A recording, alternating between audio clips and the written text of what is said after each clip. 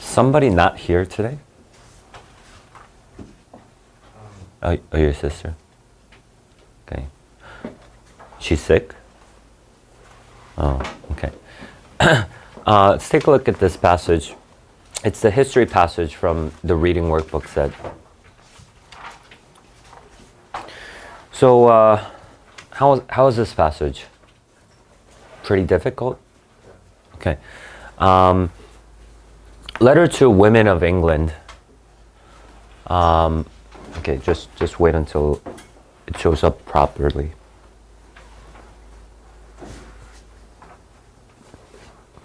It's probably not going to show up so good because this passage is kind of printed weird. So just take a look at your passage also, okay? You can look at the board for annotations and stuff, but look at your board. So it's about the women of England and injustice of mental subordination. Okay, so injustice, right? Okay, so I know what the stance is going to be. And of course, if it's a single passage, if it's not a dual passage, and if it's talking about women's issues, it's usually going to be on the side of women, right? So they're going to advocate for suffrage or women's suffrage or something like that, right? Equal rights and stuff like that. So let's take a look here. Woman is destined to pursue no path in which she does not find an enemy. Okay, so from the beginning, right? Just think about this, okay? If there's a double negative, it means it's a positive, right? Okay, so what does this mean? There's always going to be some enemy, right? There's always going to be some enemy. Also, something that I want to tell you, logical negation. Okay, what does it mean to negate something?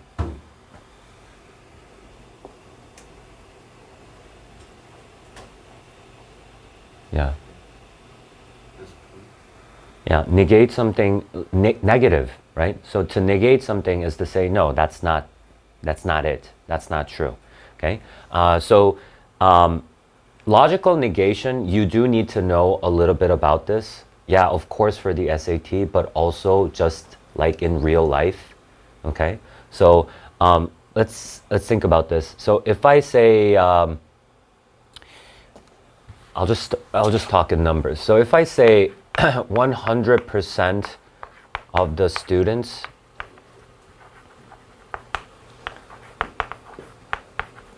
did not do their homework, what would be the logical negation of this statement? How would we negate this?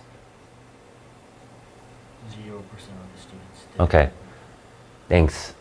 That's exactly the answer that I wanted. A wrong answer. Okay? So that's the exact wrong answer that I wanted. So thanks for making that happen. So it's not a 0%. Okay? So it's not 0%. It's not 100%. So you always need to put a not here. So what is not 100%? Anywhere from 0 to 99.99999%. Okay? So if there's just one person who didn't do it, this statement would be false, right? If I say, hey, everybody did their homework, and somebody raises their hand, hey, sorry, I didn't do my homework. That's negating that statement. It proves it's false, right? What about this then? What if I say some students did not do their homework? The logical negation in this case would be 0%. Right? So if I say, hey, some students didn't, I bet somebody didn't do their homework. That's what I said. But it turns out everybody did their homework. Right? Then you guys disproved me. Right? So that. Right? So why is logical negation important? Because it helps when you're dealing with assumptions, but I'll talk about that a little bit later. I'll just say one more thing. So let's say, for example, there's a correlation. So it says A is related to B. A is related to B.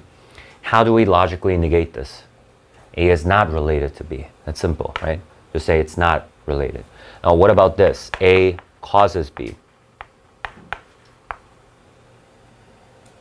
Well, we can just say A doesn't cause B. That's okay, right? But there's different, you need to think about this. What is it? This can be rephrased in another way. So let's talk about a few scenarios. So there's one scenario, okay, so scenario number one, scenario number two. So in one scenario, there is going to be A, but B, no. In one scenario, there's not going to be A, but there is going to be B.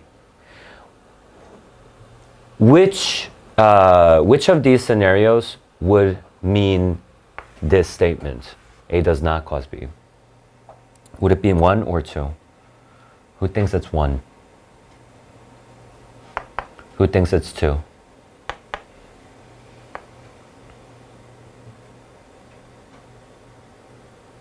Okay, again, who thinks it's one? Who thinks it's two? Okay, you need to, who thinks it's one? Who thinks it's two? Okay, think about it more. Who thinks it's one? Who thinks it's two? Okay, again, who thinks it's one? Who thinks it's two? Okay, it's one, okay? Really think about it. Actually think about it, okay? Like this cannot be transferred. This knowledge cannot be transferred. I can't explain this. But, if there's not A to begin with, how would you deny the causation, right? There needs to be A in order for you to deny the causation, the causal relationship, right? So in some of the cases, in some of the answer choices, they're going to have both sometimes. And that's going to confuse you, right? So that's why I'm telling you, okay?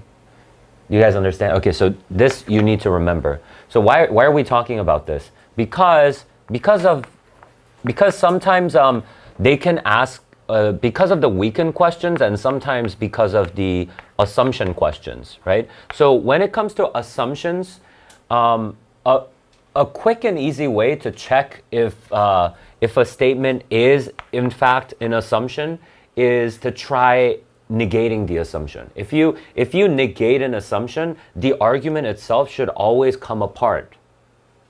The argument should be destroyed. That's what an assumption is, right? Think about that example I talk about all the time. You should have done your homework. Your mom tells you, you should have done your homework. What's her assumption? You didn't do your homework, right? You should have done your homework, but if I say, hey, I did my homework, then her arguments makes no sense whatsoever, right? So an assumption, if it's a true assumption, when negated, the argument will fall apart, okay? That's what an assumption is, okay? All right. So anyway, so what is this saying? It's no path in which she does not find an enemy. So it's denying zero, right? It's denying zero, so it's saying there's always going to be some enemy, right? There's always going to be some enemy, right? So she's always going to find some enemy. We don't know how many, but so I'm just going to say woman destined to find enemy if she is liberal, generous, careless of wealth, friendly to the unfortunate, and bountiful to be persecuted and merit. Okay, so I see a lot of words here. So I see a lot of words. So instead of just using a single word that's going to encapsulate the entirety of the meaning, she decided to list the words, right? So what do we do when we list all the words? When we see a list of words, what are we supposed to do? Sum it up in just one word. Are you going to use your own word? I mean, you can try, but if there's one word that just sticks out and seems better than the others, you can just hold on to that, whatever helps you. Okay, so which one do you think we should hold on to here?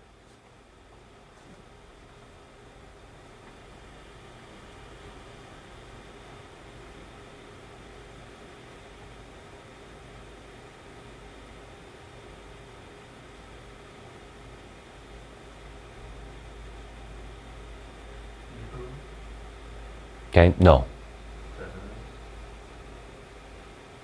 No. Why don't you read the entire statement then? She is deemed prodigal. What does prodigal mean? Spending a lot and overmuch profuse. Okay. Right? So you should be looking in terms of this, right? Liberal is too general then. Liberal is too broad. Generous is too broad. I would say this encapsulates it the best, right? Careless of wealth. If she spends a lot, right? If she spends a lot, people are going to be like, oh, you know, she's prodigal. Okay? So what is this talking about? It's talking about her always finding an enemy. So what it's by enemy, what does he mean? Does he mean someone's going after her to kill her? No, he means people are gonna criticize her. Okay, people are gonna, if she spends a lot of, if she spends money, if she's a spender, they're gonna think she's prodigal, and all the good she does, every tear she steals from the downcast eye of modest worth, every sigh she converts into a drop of joy in grateful blossoms, is by the word forgotten. Okay, so every good she does, right? So every good she does is forgotten, while the ingenuous liberality of her soul excites the imputation of folly and extravagance. Okay, so this whole thing is defining enemy, what it means for her to find an enemy, right? What does it mean to find an enemy? Again, right? So it's not about whether like it's like a literal enemy, it's a literal enemy. It's someone who criticizes her, and she does not get labeled for all the good she does, but she's going to get labeled for some of her instances of her doing, right? If on the contrary, she is wary, shrewd, thrifty, economical. So I'm just going to get thrifty here, right? She's careful, prodigal, thrifty. Okay, what is she going to be then? Narrow-minded, right? Mean, unfeeling, artful, mercenary, and base, right? Okay, so these two scenarios, right? So she's always trapped, right? If she's thrifty, if she's economical, right? People are going to say, oh, she's so narrow-minded. But if she spends a lot of money, people are going to say, oh, she's prodigal, right? So either way, she's always going to get criticized. That's the author's point. By saying, oh, she's always going to find an enemy, right? All right, so, and then let's take a look. In either case, she is exposed to censure, okay? What does censure mean? Criticism, okay? You should know this. Difference between censure and censor. We talked about this. It's very easy, right? This is something for middle school students, actually. Censure, censor, okay? If liberal, unpitied. If sordid, execrated. In a few words, wow. Writers so worried that you're not going to get it that they just explain everything. Like, I mean, they just sum it up. They just sum the whole thing up right here. What does it say? A generous woman is termed a fool, a prudent one, a prodigal. Wow, just get this then, right?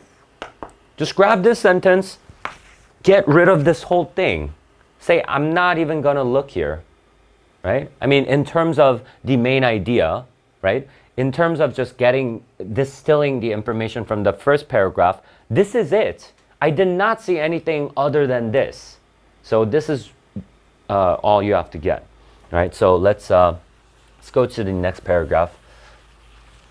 Woman is not permitted to assert a majesty of mind. Okay, majesty of mind. What does this mean? What could this possibly mean? Okay, so initially you can think, okay, I mean, I don't know what that means. Then probably you can just read on. Okay, so why don't we try then? If woman is not permitted to assert why fatigue her faculties with the labors of any species of education? Okay, so this is obviously making a point, right? This question. So it's saying, why bother teach her if this is the case, right? If this is the case, why bother teaching her? Right? Okay. Well, let's read on because I have another question. So this question is going to be the same thing, right? It's going to basically be the same sentence, right? It's just going to be repetition. So since you did not understand majesty of mind, you can just get your information from this sentence. It doesn't matter. Why give her books if she is not to profit by the wisdom they inculcate? Oh, okay. So asserting a majesty of mind probably has something to do with profiting from the wisdom, right? The parent or preceptress who enlighten her understanding like the dark lantern to spread its rays internally only. Okay, it's talking about a lantern now, okay? Figurative language, right? So the point is going to repeat whenever you have figurative language, right? Okay, anyway. So, I mean, if I just give you, I mean, you can kind of, you can kind of infer here. You can use a little bit of your common sense. Majesty, right? So, I mean, majesty of mind. What would that possibly mean? Her being the king of her mind. Her being the master of her mind, right? Her making her own decisions, right? It's probably something like that, right? So if woman cannot make her own decisions, if woman cannot be the master of her own mind, why bother teaching her? Right? That's the question, okay? Why bother teaching her? Is that saying we should not teach women? No, okay? Why? I mean, come on, right? Your mom say, okay, if you're not going to study, why bother going to college? Hey, don't go to school. Don't go to school. Why bother going to school? Right? Does that mean don't go to school? No. Right? It means study, right? It means give me this. Give them this, right? Give me this. Okay, so this rhetoric is going to show up over and over again. Just imagine it's your mom. Okay? Imagine it's your mom saying, "Hey, why bother if you're not going to study? Why bother going to school? Just don't go." She doesn't mean that, right? Okay, I mean, no offense to any of your moms, right? I'm sure they don't say that, but you know. I mean, but actually, maybe one of you, I don't know. The parent or preceptress who enlighten her understanding like the dark lantern to spread its rays internally only. Yeah, right, so think about this. It's a lantern, but it's only gonna, the rays, the light is gonna spread only internally. What's the use of that lantern? Right? So that's the point it's making. But okay, good if you got it. If you didn't, throw it away. Why? It's just figurative language. Do you think we're talking in a metaphor and we're just gonna make a brand new point? No, that's not gonna happen, right? So, puts into her a grasp a weapon of defense against the perils of existence. Okay, so we give her a weapon and at the same moment commands her not to use it, right? Yeah, so that doesn't make any sense, right? If you give someone a weapon, why would you give someone a weapon? To potentially use it. But it's what this person, what the writer is saying, yeah, I mean, if you're teaching a person, but you're saying you can't make your own decisions, that's like giving a person a weapon and saying, don't use it. What's the point of that? It's so useless. It's not, but she's not saying, let's not do it, okay? She's not saying, let's not teach, okay? Man says, okay, so these are probably, this is the opponents, right? Man says, you may read and you will think, but you shall not evince your knowledge or employ your thoughts beyond the boundaries which we have set up. Oh, okay. So here, men are really playing the bad guy. I mean, okay, man, right? I don't know who this refers to specifically. Is it the patriarchy, or is it just men in general, or is it men around? I don't know. But anyway, I'm just going to say man, right? So they set up a boundary, and then they say, okay, we're going to teach you, but you should only use it within this boundary, small boundary that I created for you. Right? Okay. Then why burden the young mind with the gaudy outline, which man darkens with shades indelible, right? Okay, so why bother? So still same point, right? Okay, so the first paragraph, right? First paragraph was she was always going to find an enemy, right? And then if she's generous, right? If she spends a lot, and versus, if she's thrifty, right? In either case, she's going to be criticized. That was the first paragraph. What about here, right? It's saying, why bother teaching if can't use, right? I mean, rhetorically, you know. But she's saying, yeah, we need education, so we can infer that, at least. Why expand the female heart merely to render it more conscious that it is? Oh, okay. So making it more conscious. So I guess education makes people more conscious, right?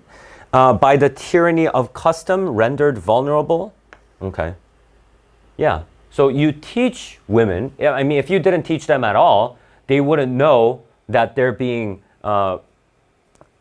restricted in society. They're being controlled, or that kind of thing. They can't make their own decisions. But now their hearts are expanded, and they're more conscious. So they're likely to be more aware of the fact of that they're oppressed. Right? Okay. Let man remember that. Okay. Let man remember that. A little learning is a dangerous thing. Okay. Right, so it quotes somebody. I don't know who it is, right? Let man remember that, and then it's a quotation. Let him not, oh, okay, by the way, okay, quotation marks, okay? So this one just quoted an entire sentence, right? But you know when sometimes people just quote a single word, right? We do this pretty often. Like, you know, when people talk, they do this too, right? Quotation mark. Why do you use quotation marks here? What's the purpose of this? The purpose.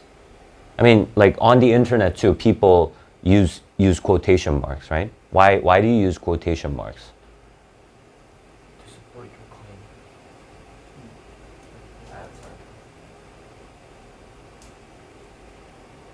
Okay, you said sarcasm, you said support, which, I mean, okay, yeah. It's kind of like, no, actually, no, it's not. It's kind of making the other view like a bit faulty in a sense.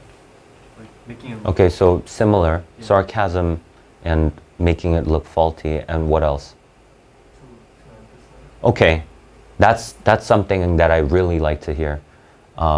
Okay, so you said emphasize. Someone said, okay, by the way, don't write this down yet. Okay, you don't know what I'm doing. Emphasize, and then sarcasm, and finding fault, right? Okay.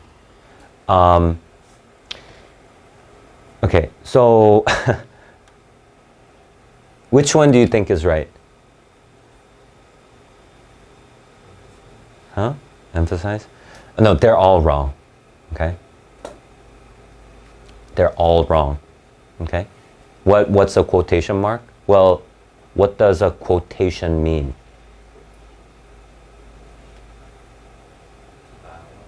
No? What does to quote something mean? What's a quote?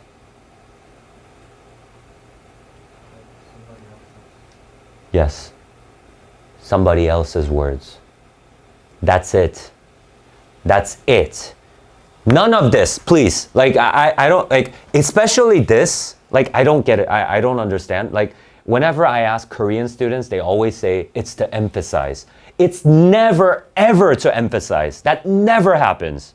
That's just untrue. A quotation mark is just to say, okay, this is not my word. Okay? This is not my word. This is what somebody else said somewhere else. That's what a quotation means. That's all. Okay? What about this one? Sarcastic and finding fault. Okay, that's what you think. That's the feeling that you get when someone uses it in a certain context. So it could be used like this, but it's not the main function. Like the original function, like the main function itself is, again, it's to say, okay, it's not my word, right? But it could be used to support this goal, right? This is the goal. I mean, but it's not the goal of the quotation mark. It's my goal, and I'm using the quotation mark to serve that goal. You know what I mean? So let's say, for example, you guys took the SAT test, right? I mean, like you guys are going to take the test. So you come up to me after your test and you say, hey, I did well, right? I did well. And then I ask you, okay, so what did you get? And then you say 1100. And then I ask you, well, okay? You get it? So here I'm using a quotation mark. Why am I using a quotation mark? I'm quoting what you said, right? But what am I implying? I'm implying that the well, your definition of well, I'm asking you to define it. What do you mean well? Well, what did you mean when you said well, right? You and I clearly disagree about the definition of well. And that could lead to this, right? But again, like I'm saying, the purpose of a quotation mark is to just quote. That's it, okay? You guys get it? And it's never to emphasize. Never, it doesn't happen. I don't know. Something about Koreans. Like, okay, I'm sure some of you also thought it was to emphasize. Like, because if I teach like a Korean class and then I ask, okay, when do you use a quotation mark? Like more than half of the class, they always say it's to emphasize. But okay, just to get that clear, right? Anyway, a little learning is a dangerous thing. Okay, so it's this quote. Let him not hope for a luxurious mental harvest where, okay, so obviously I'm thinking to myself, okay, why are you talking about this? Why did you mention this? A little learning is a dangerous thing. I mean, I can kind of sense it a little bit, right? Because it's saying just a little learning, right? Just if you like I explained earlier, if she didn't learn at all, she wouldn't have even known that she's being oppressed, women, right? But if she learns a little bit, now she knows that she's being oppressed, but she's not satisfied that she's getting the education that she deserves, right? So that's my initial thought, but I'm consciously not going to think about that, right? I want to see what this person says, okay? So what does it say? Let him not hope for a luxurious mental harvest. So again, we're using kind of a metaphor, like an analogy here, where the sun of cultivation is obscured by prejudice, right? So the sun is cultivation, right? So what we want is a mental harvest. Right? We want to use the faculties of all society, like all society members, right? That's how we get a mental harvest, right? We get something, we get the fruit of something. But the sun of cultivation is blocked by prejudice against women, right? So we are not going to get a mental harvest. Right? That's the analogy, right? That cloud which has too long spread over the mind of women, a desolating darkness. Okay. So situated like this, meaning situated meaning placed, right? So in a situation like this, women being in a situation like this, woman is taught to discriminate just sufficiently to know her unhappiness. Yeah, so this is what I talked about, right? So this is the point that he's trying to make through this analogy, and this is the point that he's trying to make through this quote, right? Through this quote, what he wants to say is, you know, if you just learn a little bit, that's kind of dangerous. You might be misled if you get stuck on this word. If you get fixated on this word, you might think, okay, so is someone going to kill somebody? And you think about your own definition of dangerous. But what did he mean by dangerous? Like, because women are going to be aware of their own unhappiness. That's what he meant. That was his purpose of having this quote, right? So don't get fixated on certain words here, right? Okay, so she, like Tantalus, is placed in a situation where the intellectual blessing she sighs for is within her view. Okay, so she wants an intellectual blessing and she sees it, but she is not permitted to attain it. Right. So now we're just kind of beating that idea over and over again, right? We got it, right? What was that idea? It's dangerous if, dangerous, quote unquote dangerous, if women learn just enough to know their unhappiness only, right? She is conscious of possessing equally strong mental powers. Here's a comparison, right? Equally strong to whom? Men, right? But she is obliged to yield as the weaker creature. Weaker than whom? Men, right? So it's comparing women to men here. You should know that comparison, right? Man says, you shall be, okay, so again, we have a quote from man. So man is portrayed as this really ominous, like controlling bad figure here. It says, man says, you shall be initiated, so you shall be taught in all the arts of pleasing, so pleasing men, but you shall in vain hope that, what does in vain mean? In pain. Nope. Then I would have said in pain. Why would I say in vain? Yeah. Yeah, okay. So let's say, for example, it was a Saturday, but you thought it was Friday. So you went to school. Okay? No one was there. School was closed. Okay? And you would call your mom and then you say, hey, Mom, I came here in vain. Right? And it was fruitless. Get it? Okay. You thought there was going to be a test. You studied for it. There was no test, turns out. Your teacher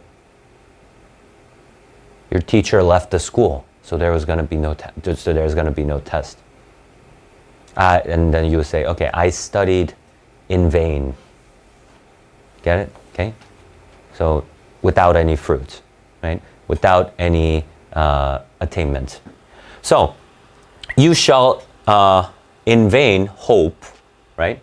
All right, so we're going to negate this thing. You shall hope that we will contribute to your happiness 1 iota. Okay, so this is just a really small measure of something, small, like a very small amount, right? We will not, so basically it's saying, we will not contribute to your happiness 1 iota more beyond the principle which constitutes our own. Okay, so here's our, what does own mean here? Like what does it refer to? Our own what?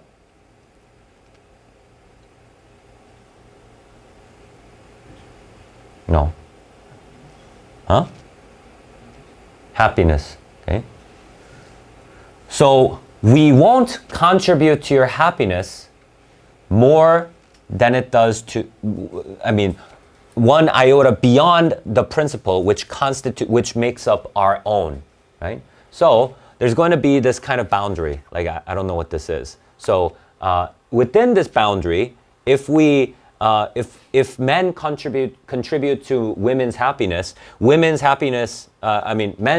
is also going to increase. But beyond this point, men are not going to benefit. It's only going to be women. up till this point, it's going to be male and men and women benefiting together. But they're saying, okay, we're only going to go up to this line. We won't go more than that, right? Only within this boundary, as long as it contributes to our happiness, to men's happiness, we will contribute to your happiness. But beyond that point, if it only benefits you, if it only contributes to your happiness, I won't do that. That's what man's saying. Get it? Okay. And then it says sensual egotists. Okay, so who's calling who sensual egotists? Her to Huh? the author to The author to men, right? Okay, so it says woman is absolutely necessary to your felicity. What does felicity mean? Happiness? No, even to your existence. Yeah, since women gave birth to all the people. Yet she must not arrogate to herself the property to interest your actions.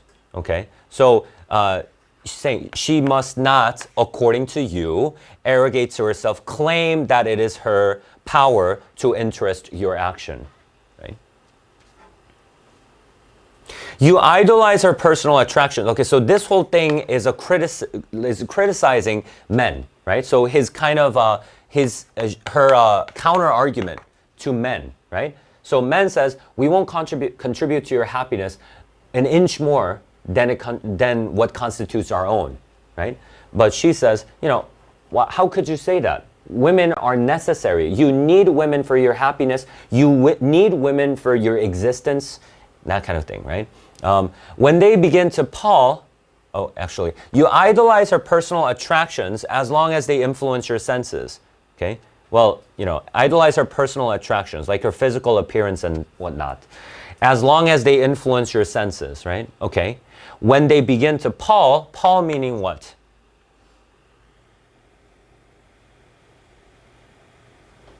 Fade away, right? Not as in basketball, but fade away. When they begin to pall, the magic is dissolved and prejudice is ever eager to condemn what passion has degraded, right? Okay, so men idolize women as long as they're beautiful, but when their beauty begins to pall, the magic is dissolved and prejudice takes over, right? Okay, so next part, supposing women were to act upon the same principles of egotism. Okay, so let's pretend that something is the case, right? Suppose that women were to act upon the same principles of egotism. Okay, so this is what it's assuming, it's supposing. It's saying, hey, why don't we try this then? Let's talk about a hypothetical scenario in which women are going to behave the same as men, okay? Consulting their own inclinations, interest, and amusement only. I'm not going to read this for now. What would be the consequences? Okay, so she's just asking, hey, imagine if women acted just like men. What would happen? What do you think's going to happen? Right? What do you think's going to happen if women behaved exactly like these sensual egotists, aka men? Right? The annihilation of all moral and religious order. Okay, so order itself, like societal order itself, is going to be broken, right? So she's saying, hey, women can act like men, and if they do, order is going to be disrupted. So that every good which cements the bonds of civilized society originates wholly in the forbearance. Okay, so what does it mean to forbear something? To be born with something, to just endure something, to just 참아, right? Wholly in the forbearance and conscientiousness of women, right? Okay, so she says, yeah, if women act just like men, it's going to be the annihilation of all moral and religious order. So society depends on women to function, right? Because if women acted just like men, bye. It's bye-bye to civilization, right? Okay. Let's kind of recap this passage. right? So I'm not. I mean, first paragraph was pretty easy because not because the language was particularly easy, but we didn't have almost any points. There was actually just one point, right? She's always going to find an enemy. Always going to find an enemy. If she's generous, she's going to be criticized. Thrifty, she's going to be criticized. Important thing is she's always going to be criticized. And then in the second point, she talks about what, it doesn't make sense that women are not educated, right? Women should be educated. It doesn't make sense they are educated. And next point after that, it says little learning is dangerous.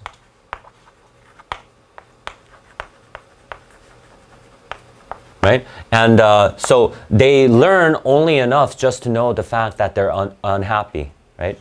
They learn just enough to be aware of the fact that they're unhappy. And then it talks about what man says, right? Man's point of view. Man, what do they say? They say, we will only help you, we will only contribute to your happiness as long as it constitutes our own happiness, right? So if you and I are both happy, then I'll do it. But if I'm happy, I'll do it. But if only you're happy and I'm not happy, I'm not going to do it. Right? That's what man says. Right? So they want to go after their own happiness, not women's. Right? And then the author criticizes. And what's the primary counter argument? The primary argument is you need women, right? And then at the very end, I think this is going along with this counter argument, but I'm just going to say this is number 5. She talks about society depends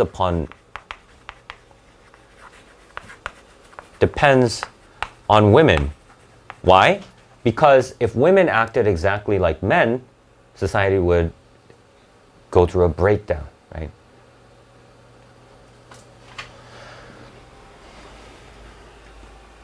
Okay, so let's take a look. Main purpose of the passage. Okay, so who chose A?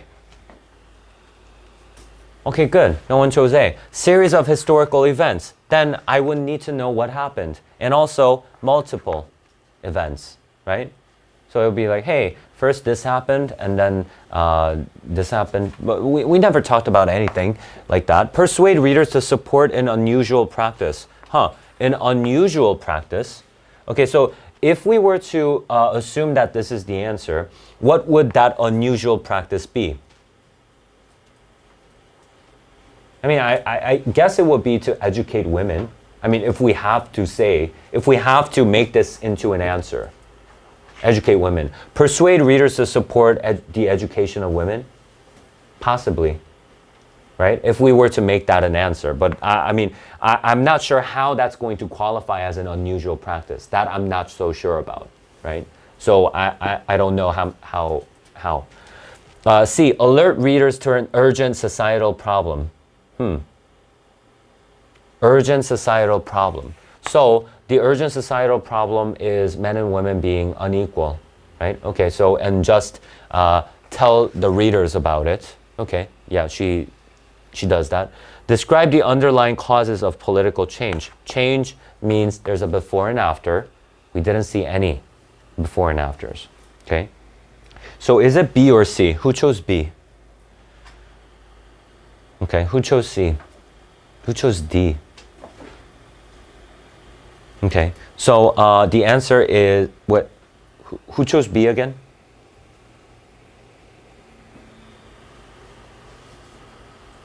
Okay, so it would. So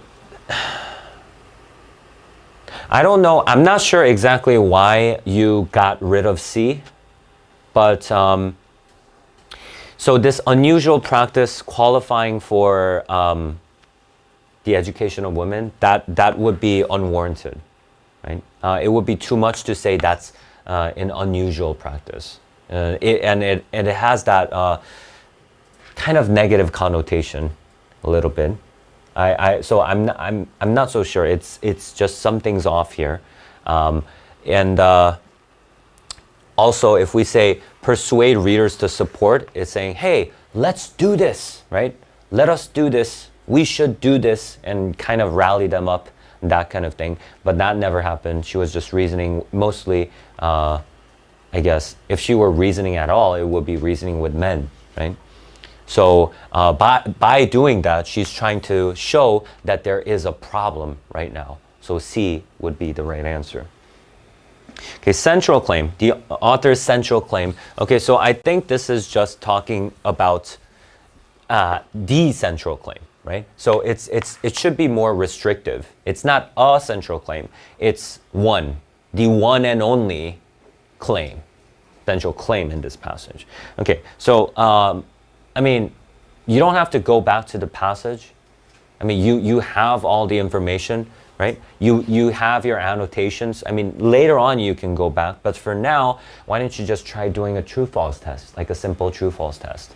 A says, women have as much right to a rigorous education as men have. Okay, I mean, I do remember her advocating for women's education, saying it's kind of weird that women are not educated. It doesn't make sense. So I'm going to leave this. And then B says, women are hindered from fully developing and using their intellectual capabilities. But yeah, of course, this also, right? So these two looking pretty good. Okay, I would need to think about which one is better later on.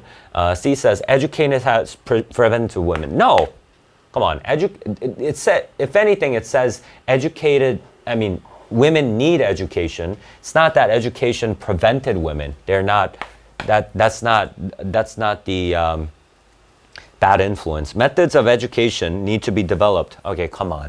Right? This is just completely off, right? So D is gone. So now, okay, so A versus B. Who chose A?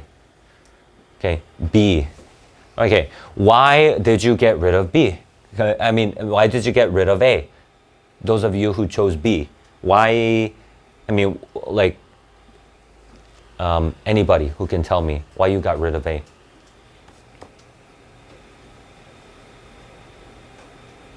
Yeah. It's not that they don't have the right education, it's just that the problem isn't the access to education, it's more about... No. Okay. You're technically right. You're technically right. You're saying, well, that's not your argument. So basically, what you're saying is, well, that's not necessarily the main point, right? Right. That's basically what you're saying, right? Well, that's kind of a side note. That's more of a main point. But if you start doing that, that's not gonna benefit you in the long term. You know what I mean? Because it really depends on the passage then. So, but the thing is, this is just untrue. If you take a second look at this, why is this untrue? She might, assume that she thinks women do not deserve equal rights, right? What do you think she thinks about voting? She didn't talk about that, right? So what if she thinks, right? What if she thinks,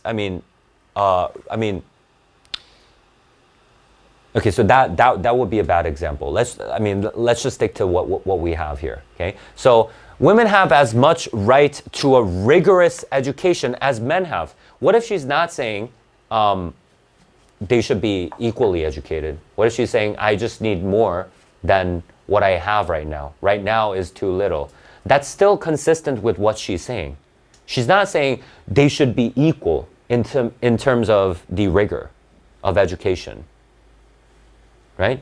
She's saying, yeah, we're educated this much, but we need to be educated more, right? But she never said we need to be educated as rigorously as men, right?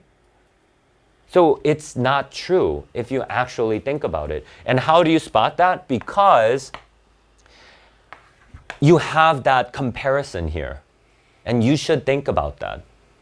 Okay? So I have that comparison, and so did this passage contain that comparison, right? So B would be the answer. But you're also right, okay? You're also right that it's not the main point. It's more of a, I mean, you know what I mean, right? Okay, so 13, which choice best supports the idea that women, if they choose, are entitled to act as men do, right? So, key word here, as men do, right? So what should we have in our answer choice? We should have a comparison, okay? At least, I mean, it doesn't have to have like a direct trigger word. I mean, I guess it's good if we have a trigger word, like a direct trigger word, like women are as reasonable as men, or something like that. If we have that comparison, yes, that could work. But maybe we could also have something like women are A, and also say men are A, or something like that, right? So something that suggests, something that hints at that comparison. So, okay, so let's take a look. 33 to 35. Why expand the human heart? No, it's not. I don't see men here. I don't see men. What's the next one? 38 to 40. Let him not hope for a well, okay, we're not talking about women here, right? We're talking about mental harvest, son of cultivation, okay? So I don't know. What's the next one? 46. But she is not permitted to attain it. She is conscious of possessing equally strong mental powers. Okay, so I see this, right? Are you going to choose this? Who chose C? Okay, so I'm going to say, okay, C is what? Equally mental powers. No, equally strong mental powers, right? Let's take a look at D. Where's D? 63. There is no law of nature which forbids them. What? Wait, what? Forbids them from what? Forbids them from what? You need to read the previous sentence then, because I don't know what forbids them is. Forbids them from what? Supposing women were to act upon the same principle of egotism as men, right? Consulting their own inclinations, interest, and amusement only. So suppose women acted like men. That's what this statement is saying. What about the next statement then? And there is no law of nature which forbids them from acting like men. That's what it means. So no law of nature, right? So what does law of nature, what does law of nature, if you go by the law of nature, then women and men can be equal, right? That's what it's saying, right? So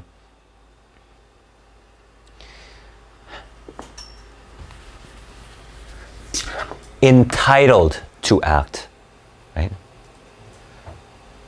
So if you're talking about the entitlement, I would go with the law of nature rather than equally strong mental powers. So it would be D. This one is a relatively close call. Okay, 14, faculties. Right, so faculties here would be intellectual abilities, right? That's the only one that makes sense here.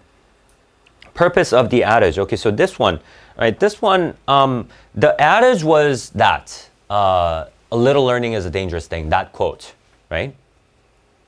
Okay, so who chose A, B, C, D? Okay, well, those of you who chose, okay, so usually it's C, and D. Okay, usually it's C and D.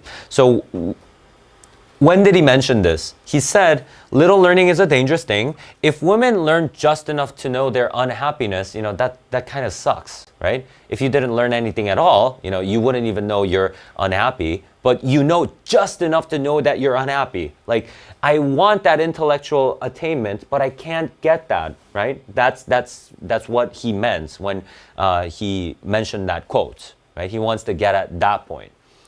Why do you think it's an old-fashioned belief, first of all?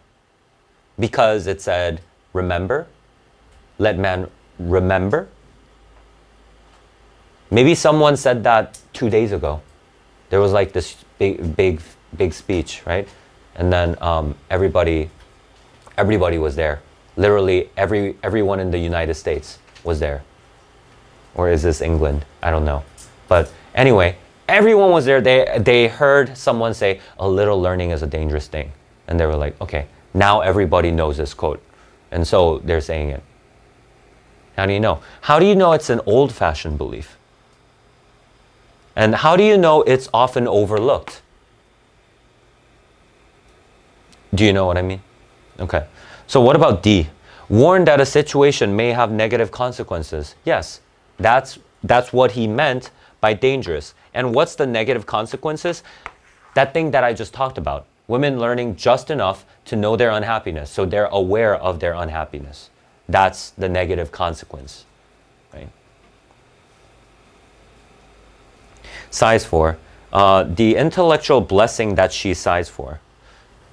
So she sighs for that blessing, right? The intellectual blessing, right? She sighs for. So I want to choose a word that can replace this, right? She dismisses. No, it's like something that she wants.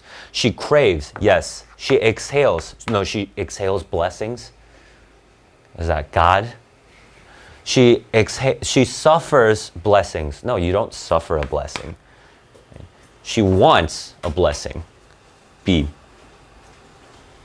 What does the author suggest primarily motivates men's behavior toward women? Okay, so who chose A here?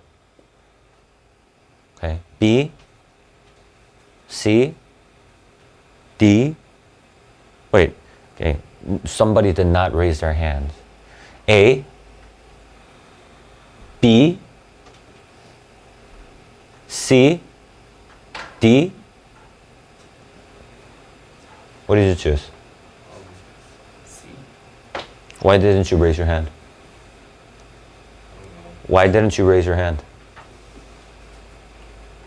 Same reason. A, B, C, D. Okay. It's okay. Do I have to do the close your eyes thing again then? What is this? What is this? Okay.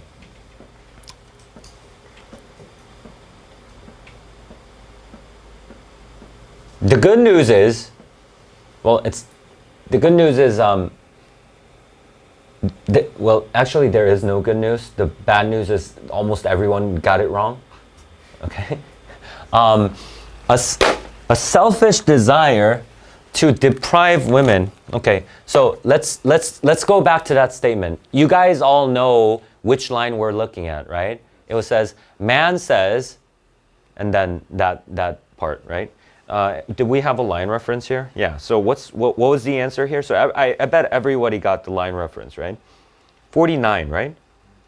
Okay, 49. You shall be initiated in the arts, all the arts of pleasing, but, so that question was in essence just asking you, did you understand this sentence? You shall in vain hope that we will contribute to your happiness, one iota beyond the principle which constitutes our own, right? Okay, so did it say they're not going to contribute to their happiness?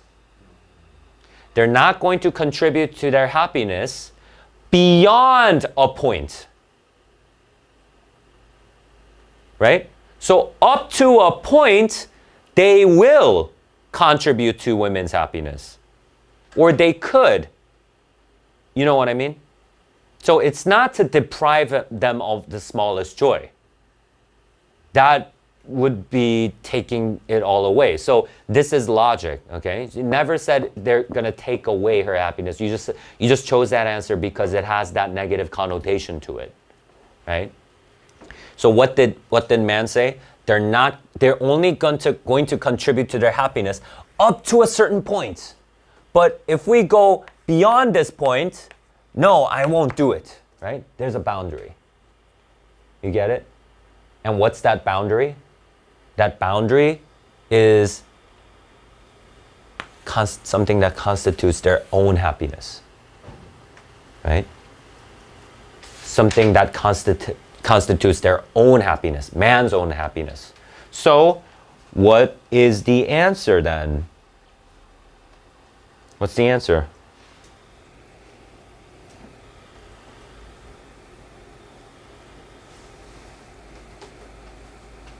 C. C, right?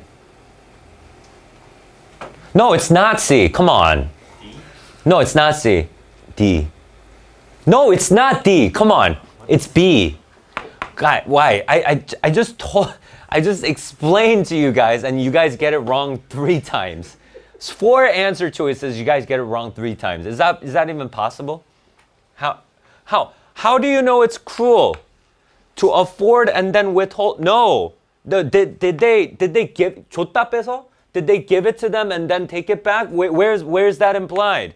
A well-meaning, well, they wanted to maximize their own. They only wanted to consider their own happiness, right? That's what they said. We only care about our own happiness. Beyond a point where it contributes to our own happiness, we won't contribute to your happiness. That's what they said, right? So it's not well-meaning, but ultimately ineffectual. So it's not ineffective. Selfish desire to deprive women. Got rid of this. We did. A pragmatic impulse to maximize contentment. It's about their own happiness. It's about their own happiness. It's not about women's. It's about theirs. Right?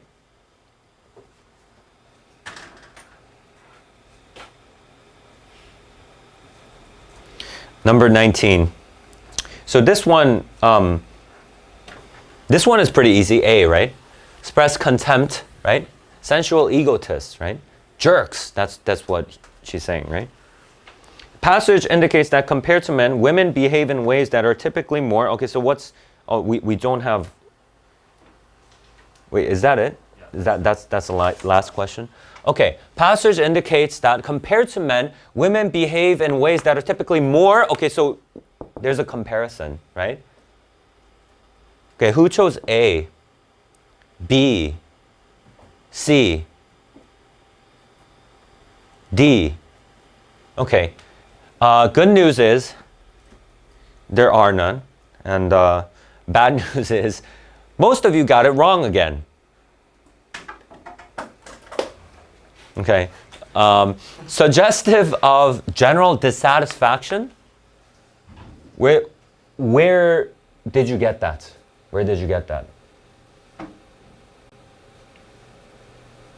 Somebody who chose A. Can somebody who chose A tell me?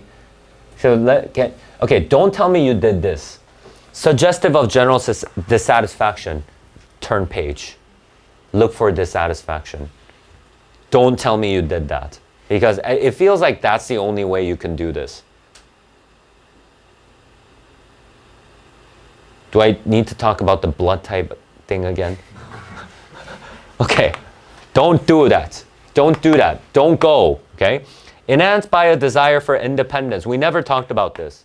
Maybe they want to be dependent after all, right? We don't know anything about this, right? C, beneficial to the functioning of society. Where could this possibly occur?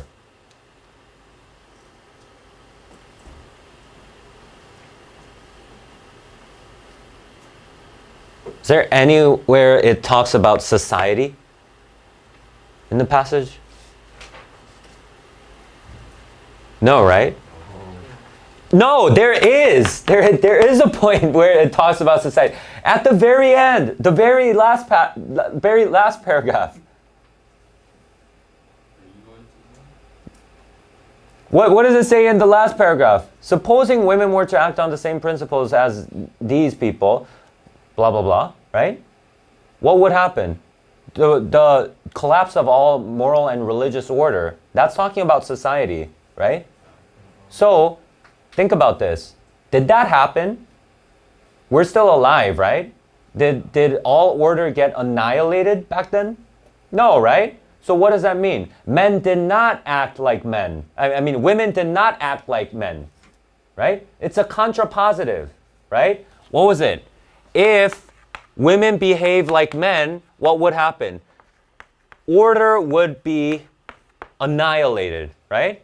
But did order get annihilated? No, it did not. So what does that mean? Women do not behave like men. But what does it mean to behave like a man? Egotistical, right? Only caring about themselves. So what would this mean? Women not behaving like men, beneficial to the functioning of society, not like egotists.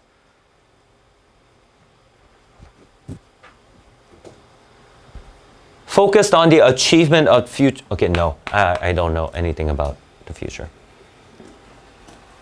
Okay, so, okay, any questions on this passage?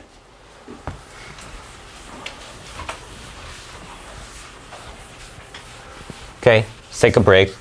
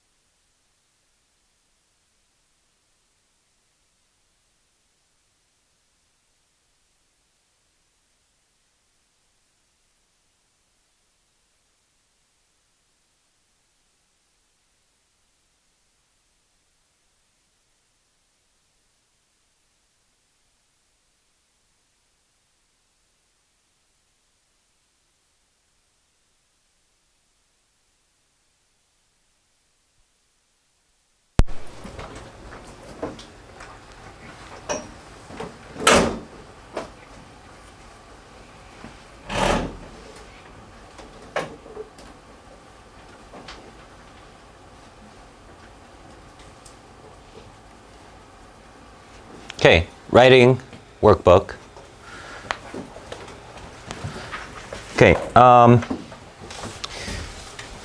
Tell me your questions. Ones that you were confused.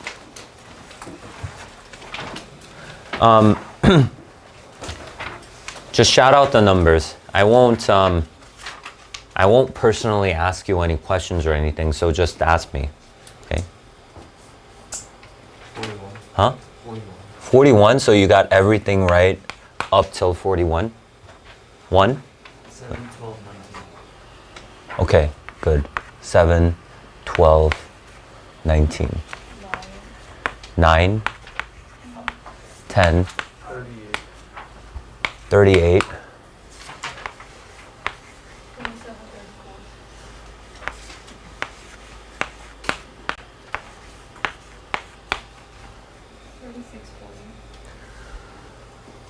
36,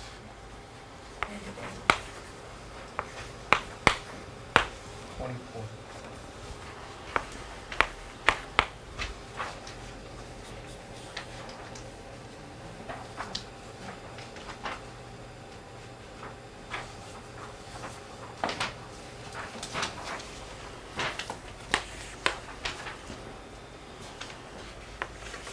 Okay, more?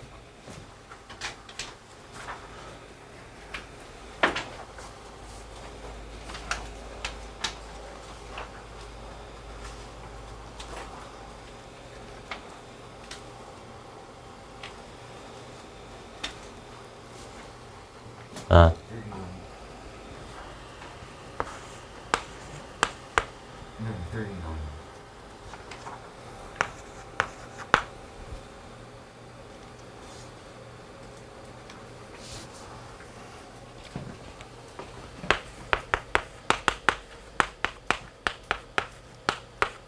it's kind of unorganized, so I just want to write it here.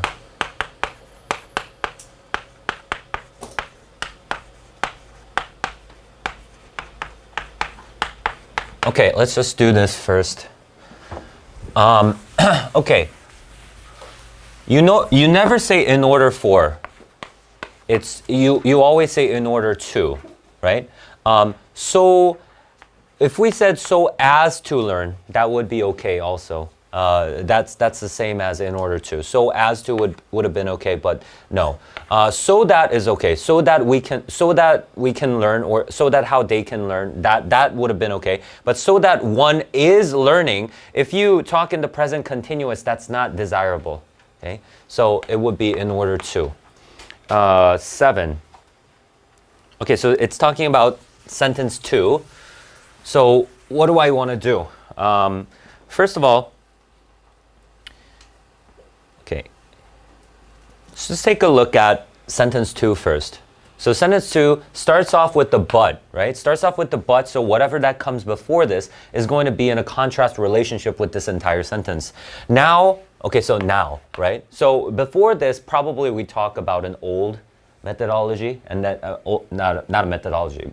I don't know if it's a methodology, but anyway, it's talking about the old and new. Now, 3D scale models can be rearranged with ease. Okay, so it's probably going to before this. It's probably going to be talking about how difficult it used to be, which is a huge boon to scientists. Okay, so I think it's pretty clear. So we get enough hints just from this sentence alone. So what needs to happen before this sentence is we need to talk about the difficulties of the old. Difficulties of the old. That's what needs to follow. I mean, precede this. Okay. So let's talk about. Let's just read sentence 1 through 5, without looking at sentence 2. Okay. So one significant benefit is its ability to create scale reproductions of fossils. So obviously it can't be after sentence 1, because we need to talk about the difficulty. We need a contrast with this ease, right? So obviously not sentence 1. A team led by blah, blah, blah is making models of dinosaur bones 1/10 blah, blah, blah in order to learn how they fit together. Okay, so this is just describing the process. So this is neutral. I don't see any difficulties here. So same for this sentence. I don't think this sentence is going to be the answer. In the past, okay, here we go. right? So starting from here, we're going to be talking about the old. So it's either going to be after sentence 4 or sentence 5. But the question is, do these flow together or not? If these two things flow together, then I'm going to put it after sentence 5. If these don't flow together, then I'm just going to look at sentence 4 only. I mean, after sentence 4, it's going to be sentence 2. Let's take a look here. In many cases, scientists had to rearrange bones virtually using artist rendering. So this is also elaborating on the difficulties. So it needs to be after sentence 5. 9. Okay.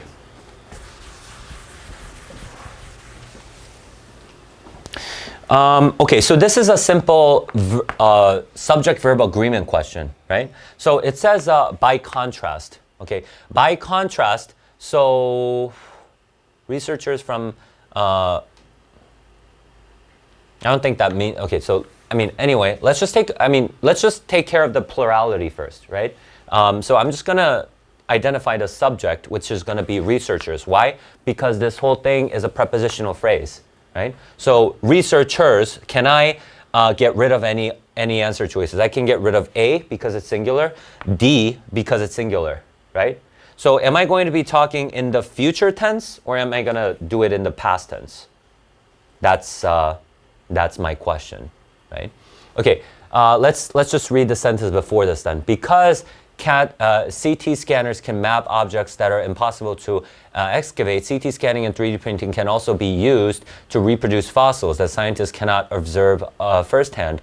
And it says, researchers, are we talking about the future here? That's my question. Researchers, if we say researchers will rely on this technique to study blah, blah, blah, from a rock at an old SP railroad site, the fossil was, that doesn't fit, right? So no, it's not the future tense. It's talking about something that happened in the past, right? So 10, combine, right? Notice that there's a because here, but don't get confused. This because is going to, wait, where does it end? Does the sentence end in the next? Brought it to their lab, right? Brought it to their lab. So no, here, right? Brought it to their lab, right? Okay, I got confused. So anyway, this second sentence has a cause and effect within itself, right? So this is the cause, this is the effect. You know what I'm saying? So I still don't know the relationship between these two sentences. Don't say it's a cause and effect. I don't know that yet. Okay, so the fossil was too delicate to be removed. Okay, so too delicate, that's pretty simple. That's the first sentence, right? Too delicate. And then it says, because of the fossil's delicate nature, actually this is kind of really redundant, right? Then in this case, I know that it's going to be a cause and effect, right? Delicate nature, the team dug up a block of stone dug up and brought it to their lab. So it's going to be the verbs, right? So let's take a look.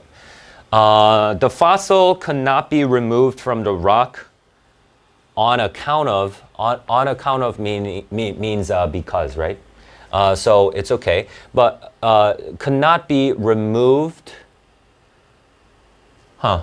So it's, I guess, it's talking about this part. Could not be removed from the rock on account of being. No, okay, being, it's gone. Right? The team thought, no, right? We don't want to do that, right? We don't, you know what I'm saying, right? The subject itself changes. That's a little bit too much. That would be shifting the focus of point of emphasis onto something else. So I'm not sure of this. And also, it has an and here. And so instead of the cause and effect, I don't know. It just got rid of that clean cause and effect that we have, right? The fossil was too delicate to be removed from the rock. So this is the first sentence itself, right? And then we have a so. So okay, that's pretty good actually, It has that cause and effect. Team dug up and brought it to the lab. So we have everything that we need. 2 clauses, we have everything that we need. This is pretty good, right? So unless I have a perfect 1 clause sentence here, this is going to be the answer. In removing the fossil from the rock, okay, I guess you could do that. The team found it was too delicate. Then, no. So, so would be better, right? This would be a sequence, right? You know what I'm saying? 12.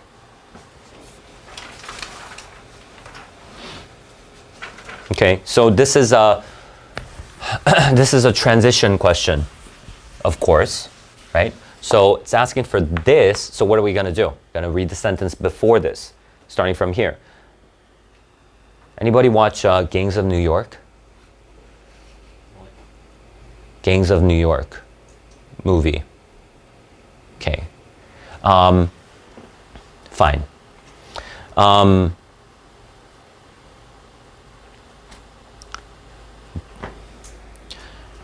Boss Tweed and like, what do you call that? The political machines, like back in the day.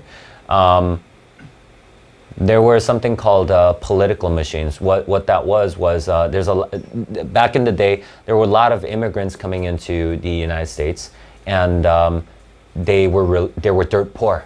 They didn't really have anything to do.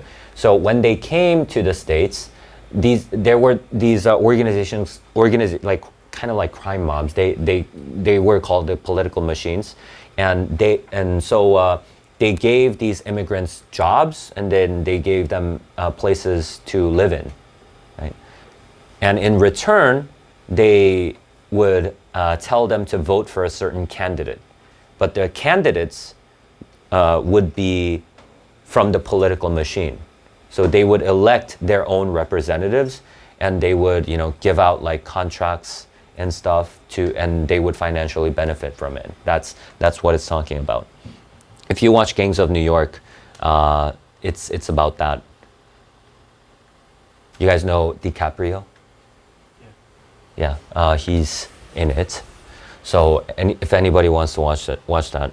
Legend has it that the corrupt politician William Boss Tweed once used those words when ordering someone to offer a bribe to Thomas Nast. Okay, so stop them pictures. Okay, stop them pictures. That's what he said, offering someone to offer a bribe to Thomas Nast, an artist who had become famous for cartoons that called for reforms to end corruption. Okay, so Boss Tweed said this when someone was trying to bribe them, and this guy was an artist who tried to make reforms, right? Okay, so let's take a look at the next sentence. Tweed's attempt to silence the artist failed, and Nast's cartoons published in magazines like blah, blah, blah actually played a key role. Okay, so it failed and it played a key role. Okay, so the first sentence is talking about this person using these words, okay?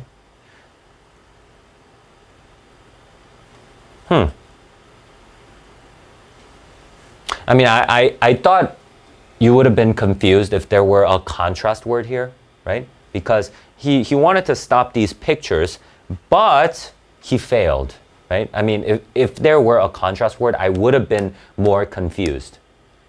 Still, it can't be a contrast, but I mean, that's not in the question, so we're not going to talk about that. But would that be a cause and effect? Of course not. So I got rid of A and B. What about furthermore?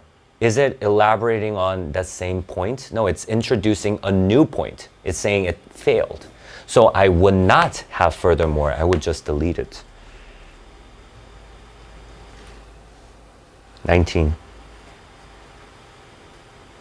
Anything in between 12 and 19? Supporting information to the paragraph. Okay, where's the... Okay, actually it's starting from here, right? Head, and then another with the bag of money in place of his. Another featured tweet leaning against a ballot box with the caption, "As long as I count the votes, what are you going to do about it?" Is this the underline portion? Head? Oh, okay. I get it. Okay, never mind. So, it's just asking us to give us relevant supporting information on this paragraph. So you need to know what the paragraph is talking about, right? Okay, so let's read the paragraph. Given the extent of Tweed's power, it is remarkable that a cartoonist could have played such a significant role in bringing about his downfall. Nass' cartoon depicted Tweed as a great, big, bloated thief. Okay, so that's how he depicted him. One of the artist's most famous images showed Tweed with the bag of money in place of his head. Okay, and then let's go to the other part, the second part. Another featured Tweed leaning against the ballot box with the caption, "As long as they count the votes, what are you going to do about it?" Right? Okay, so it's just describing the pictures, I guess, right? Describing the cartoons, that kind of thing, and then it's saying the cartoons were very effective. Okay. So, Tweed with the bag of money in place of his head. Okay, so I mean, I don't know which can be a relevant supporting detail. I have no idea. Like I'm trying to pre-phrase an answer, some kind of expectation, but I don't know what comes to my mind. But I need to pick something here. I can't just not include anything. So I guess I just read through this. So like many other cartoons, that one was published in Harper's Weekly. I mean, but we're still in the depiction, right? The next sentence after this, starting from another, that's also depicting the cartoon itself. So I wouldn't disrupt that depiction with the story of its publication or anything. So I would not choose this. Nast would later illustrate Tweed's. Okay, so again, this is interrupting that depiction. So as long, I thought it was gonna all be about the depiction, but I guess they're not. Okay, one depiction that omits Tweed's signature hat. Okay, I guess this is talking about the depiction, but I'm not so sure how this supports that information. But so unless I get a terrific answer from D, I'm going to say C. But let's take a look at D. It says, an image that perfectly captured Tweed's greedy nature. Oh, okay. You know, that kind of illustrates like the point. It's the point of the cartoon itself, right? So I would say D is the better supporting detail. I mean, him omitting the hat, what does that even mean? Like, what does that entail? What's the meaning of that? I don't know anything about that. I mean, it's okay that it's a depiction, so it could be a little bit confusing, but D is clearly superior in this case. 24. Okay, combine.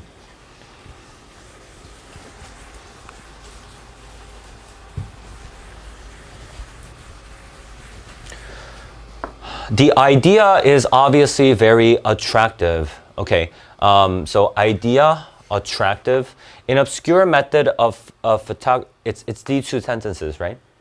Okay, an obscure method of photography may be made available to many with little expense. Okay, so I guess that's why it's attractive, right? Or it could be one supporting example. I mean, one of the supporting reasons why it is attractive. So I see some relationship going on here, but I know that it's not a contrast for sure, right? It could say like, it's very attractive, and it says, but I can't say likewise or something like that, right? Likewise, an obscure method of photography may be made available to many with little expense, because this goes into this is supporting attractive. You know what I mean, right? So okay, let's take a look. With the idea being, okay, no, being, so no. B, the idea is obviously very attractive, and then it has a colon. Can we do this? Yes. Why? Because it's detail. right? It's elaborating on how, why it was attractive. It's elaborating on this idea, attractive. So it's possible, obscure, but I have two clauses. So if I have an answer choice with just one clause, I don't know how you're going to make that happen, but I'm open to ideas. An obscure method of photography may be made available to many at little expense, okay? And, okay, so this is better than and, right? I mean, because if you use an and, it's presenting these two ideas in a very parallel manner, but obviously they're not equal ideas. This one supports this. That's better. So C is wrong. D, an obscure method of photography, an idea that is obviously very attractive, may be made available to many at little expense. Okay, so again, this one, okay, so grammatically this one is okay, but if you think about this, okay, think about this. This is the main thing that he wants to say. This is the one supporting his ideas. If you do this, this one makes this into a positive, which is basically giving you non-essential information, which I do not want. So I would rather go with B here. It changes the meaning, kind of.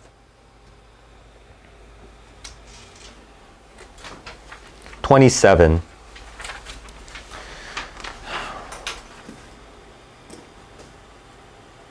Should we add this sentence or no? Okay, so I want to take a look at the previous part, right? So I want to figure out the flow of this paragraph because that's what's going to determine whether the sentence in question is going to be relevant or irrelevant, right? So let's take a look. Artists such as these Brooklyn performers find that crowdfunding exacerbates problems. What does it mean, exacerbate? Make worse, right? That already exists. So it's gonna make problems worse. Okay, so these artists think crowdfunding is going to have negative impact. Work that is easily understood and appreciated is supported, while more complex work goes unnoticed. Okay, so this is elaborating on the problem, right? So we're talking about the problem. And then the next part, it says, time that could be used creating art is spent devising clever perks to draw the attention of potential contributors. Okay, so basically time is spent elsewhere. That's another problem. Right? That's another way crowdfunding can exacerbate the problem. And then it says audiences may contain many free riders. Okay, so this is also bad, like a problem, the way it makes the problem worse. Okay, so now let's take a look at the sentence in question. What does it say? Crowdfunding tends to attract contributions from a wide variety of professional fields. Okay, so I know for sure that this is irrelevant because it's not talking about the problem, making the problem worse. But my question is, okay, does this fill in a logical gap? If that's not the case, I'm going to say no, right? Does the passage have any logical gaps that this can fill, like a variety of professional fields can fill in? I don't think so, right? So I'm going to go with C or D. C says what? Because it fails to... Really? Okay, so these, like, I don't get this. Like, why are you trying to, like, reason with me? Because it fails to take into account, I mean, do you know what I mean? Like, why is this talking about what the passage should be? It's not even remotely possible. Because it blurs the focus of the paragraph by introducing a poorly, so it's basically saying it's irrelevant information. So that's why it's D. 31.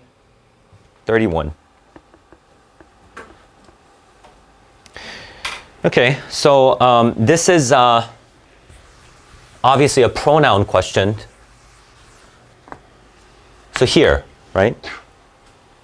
Is this the underlined one?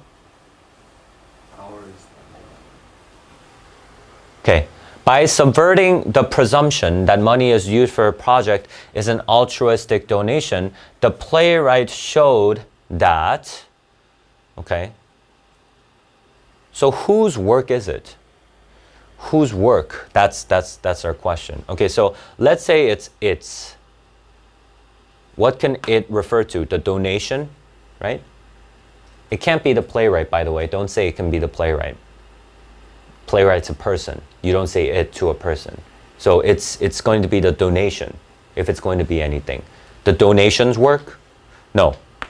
Her, well, we know the playwright is a her, right? So this one could work. What about their? So, well, who would be there? So I guess we would need to go back. Donor's work? Well, no, it's not the donor's work. The meaning itself changes. No, it's the playwright. We're talking about the playwright's work, right? So not this, and of course not our, so it's her. 34.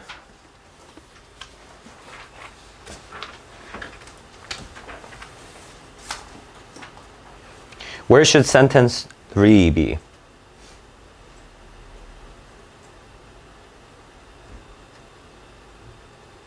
All right, so why don't we just take a look at this sentence and just kind of take a guess. Newspapers, the traditional, okay, it's talking about an old, right?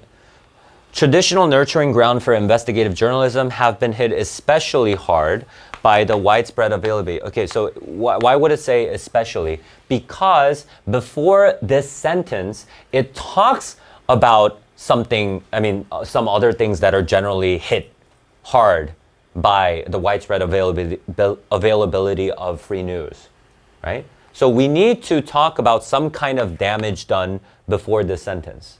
There needs to be some damage. And then we're talking, it's not about an old, now I know what it is, right? It's not an old.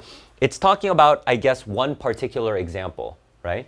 So it can be a sentence that says, you know, like, oh, they took a hit, like generally, like, I don't know, like traditional news sources, they've been hit hard. But newspapers, they've been hit especially hard. That's how we follow that up. So something like that, right? So let's go back. Recent precipitous decline of print journalism as a viable profession has exacerbated long-held. Okay, so it talks about a difficulty. Yes, it does. So can it go after the sentence? Well, I would need to look at sentence 2 first. So let's take a look at sentence 2. Facing lower print circulation and diminished advertising revenue, many major newspapers. Well, that's terrific. Actually, just put it between 1 and 2. Why? Because this sentence is talking about newspapers. So you would need to introduce newspapers first before you carry on with your discussion of newspapers. So it's between sentence 1 and 2. So which one is that? C, right? 36. Okay, so what does it mean to take on something?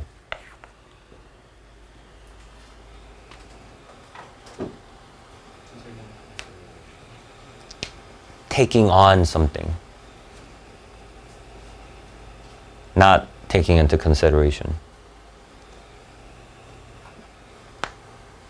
Yeah. Like to do it. Huh? To do it. To do it? Like you're taking on charge, so you're like doing charge. Taking on responsibility? Like something like that? Yeah. Okay. It could be something like that, like taking on responsibility or stuff like that. But okay, so let's take a look. Well, first of all, let's get rid of the obviously wrong answer choices. Overtaking, right? Overtake means what? You take over something, like you take it away from someone and you kind of dominate that. That's what overtaking it means. So that's not this. Taking off from, so it's like kind of using this as a stepping stone and taking off from this. Not that, obviously. Okay. So what about undertaken in? Undertaken in the public interest.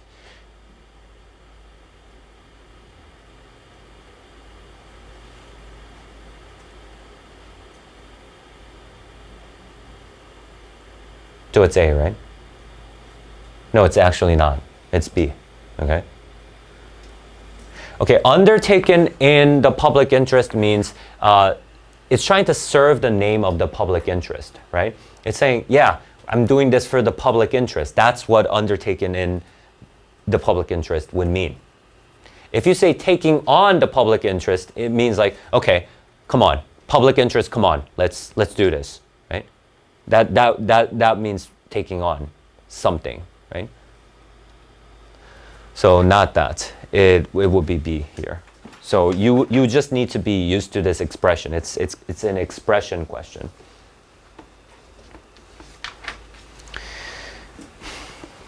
Okay, should we add this sentence or no?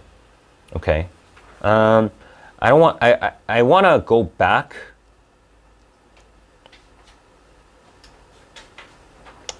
Okay, well, let's just start reading from like here. Investigative story involves one or more experienced journalists dedicating their full energy and resources of the publisher to a piece for a prolonged period of time. It sounds like a definition for an investigative story, right? So this is what an investigative story is. Expensive legal battles may ensue. Okay, so this is what could happen from that. The results of this work, though costly, have helped keep those in power accountable, right? So it's just giving us general information about investigative stories, and it's talking about a plus for this, right? So helped keep those in power accountable. Exposure by Washington Post reporters Bob Woodward and Carl Bernstein of government misconduct in the Watergate scandal resulted in the resignation of President Richard Nixon in 1974. What is this doing? It's just serving. This is an example serving this plus. Right? What is this? What was this plus? Help keep those in power accountable. And did this example do that? Yes, that's what this example is doing, right?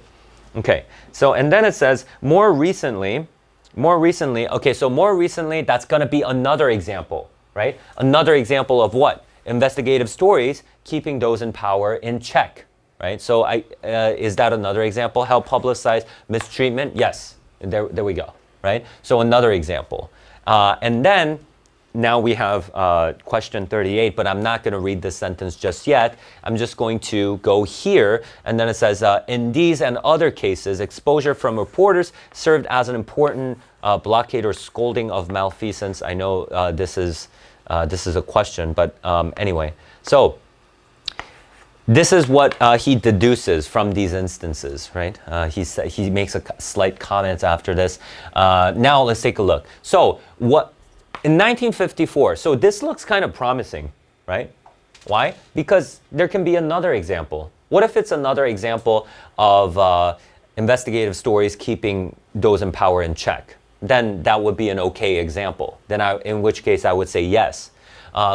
So I just want to confirm that. But unless it's doing that, I don't want like a random story just coming here. So Edward M. and FF produced episodes of the CBS television show See It Now that contributed to the end of U.S. Senator Joseph McCarthy's anti-communist witch hunts.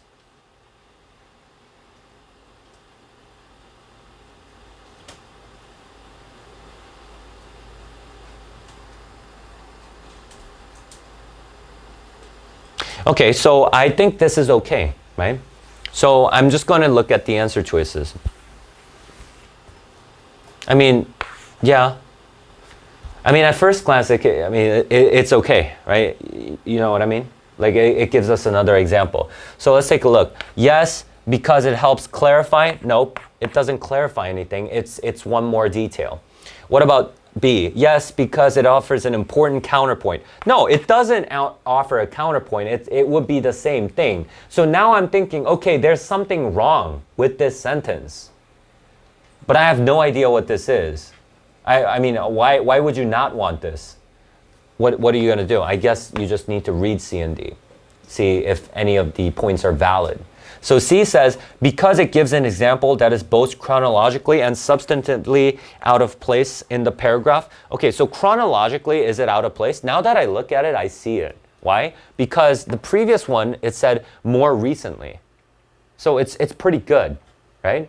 So I'm just gonna say, okay, like, yeah, you do have a point. But I'm not so sure about this substantively, because when I read it, I thought it was gonna support that. So I just want to read D first. Because it provides an example that is inconsistent with the passage's definition. No. I mean,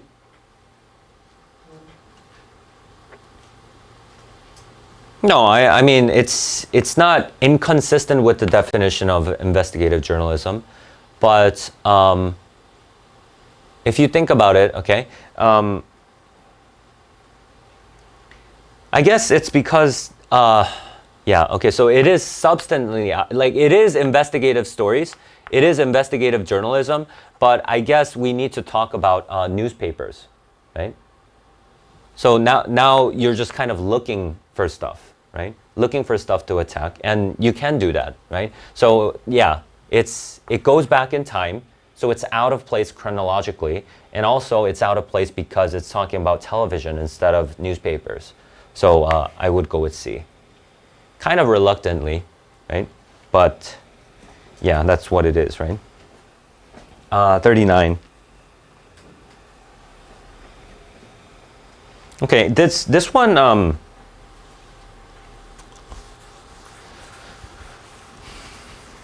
so obviously it's asking about the vocabulary. I don't think there's gonna be any redundancy here, because it just seems like it's asking you about the choice of words, right? The vocabulary choice, and so the tone. You should think about the tone, right? Or you can think about how fitting it is with reporters serving as an important blah blah blah, right? Exposure from reporters would could that serve as a blockade? I mean, this is a word that's used physically too often. I mean, more often, right? So I mean, I wouldn't say like exposure serves as a blockade. That's just kind of awkward, right? Like a physical blockade. You know what I mean? So I'm not so sure about this. What about B? Interference to or condemnation of. I mean, why would you say it's an interference to malfeasance? I mean, they're just trying to like keep justice, but like interfering with the wrongdoings. You know what I'm saying? So that would be kind of weird. Drag on or reproof of. Drag on? Like that's kind of similar to interference. So deterrent or rebuke to. So this sounds okay. Like deterrent is trying to like deter something, trying to prevent something, right? Or rebuke to something is kind of it's not necessarily scolding, but kind of like a criticism, right? It's along the same lines, but the tone itself, D suits it the best.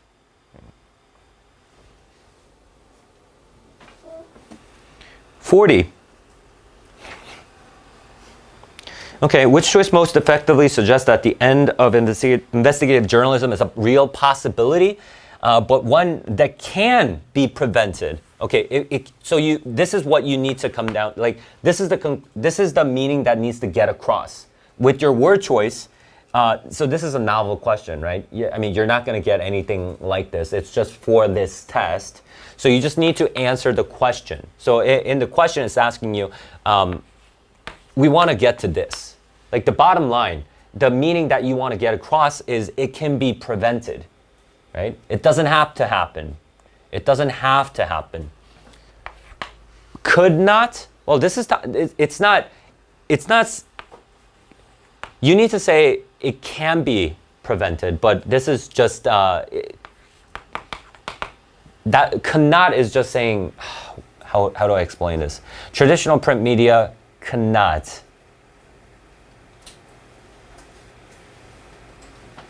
It's just saying it's not going to happen, right? Like it didn't, it's not going to happen, it's not going to happen, but can be prevented. Okay, so this would rather talk about some kind of future possibility, right? It might happen, but there's a possibility that it can be prevented. That's what you should be focusing on. But if you say cannot entail the end of investigative journalism, they put a period on it, something that happened in the past, right? What about B? Need not entail. Yeah, it doesn't need to be like that. That's what it's suggesting. Will, no, it's not. I mean, it's not talking about the possibility. It's just saying something will happen. Same for must, right? So it will be B here.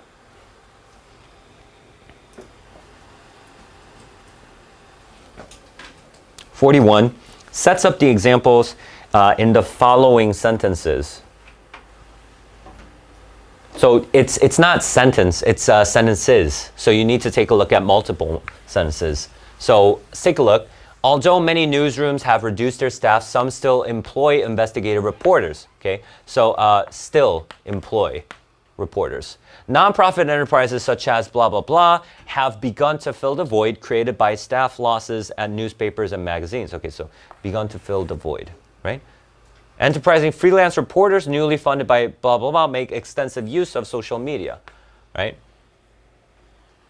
So it's talking about the future possibilities.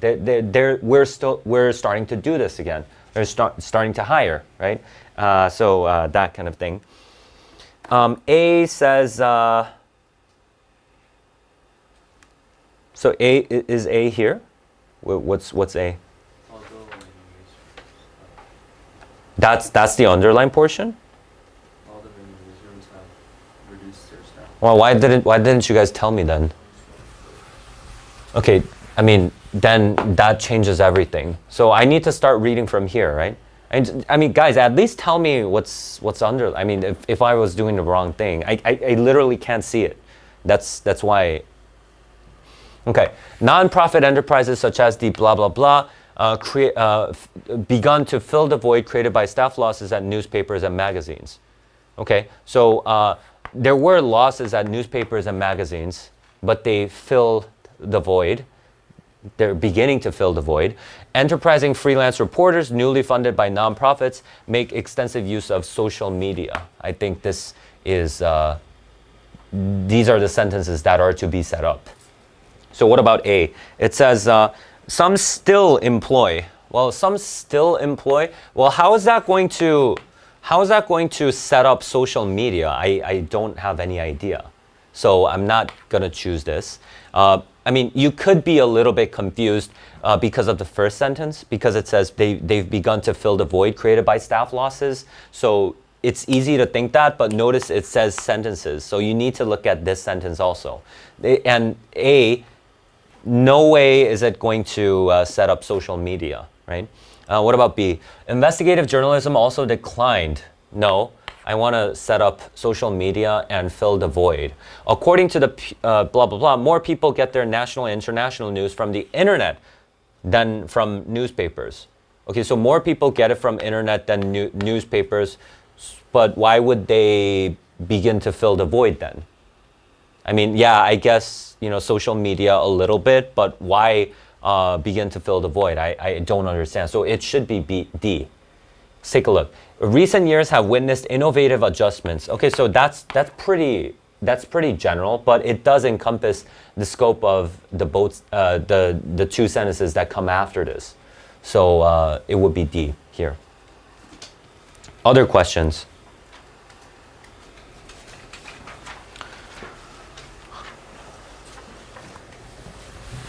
Okay, so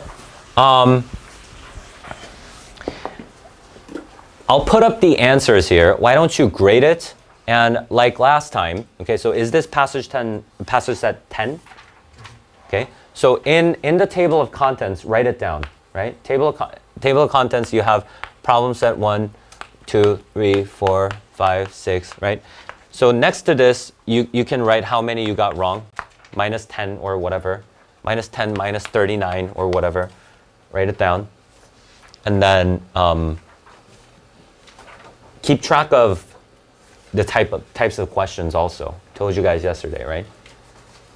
Okay. Okay, let's take a break. I'll put up the answers here, but you guys can take a break for now.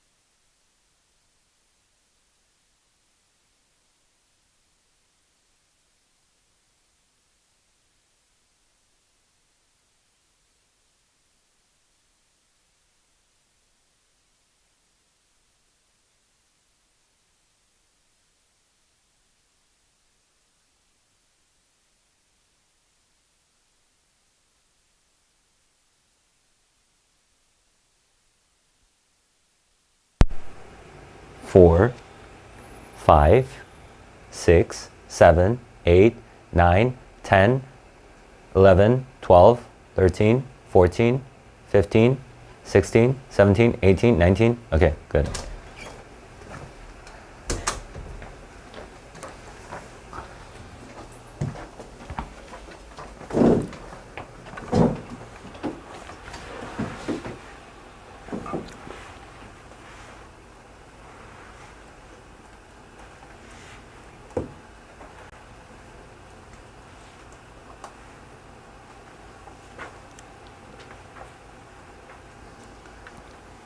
Let's go back to the reading workbook.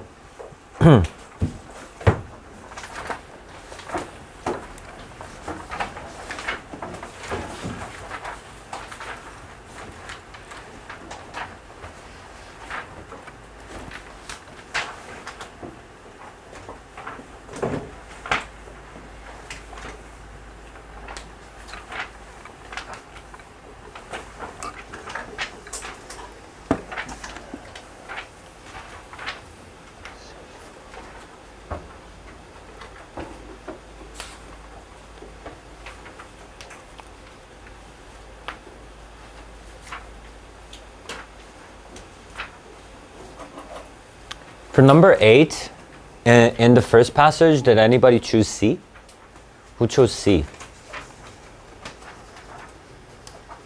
A, B, D. Okay. Okay, number 1 is D. Number 2 is A. Number 3, A.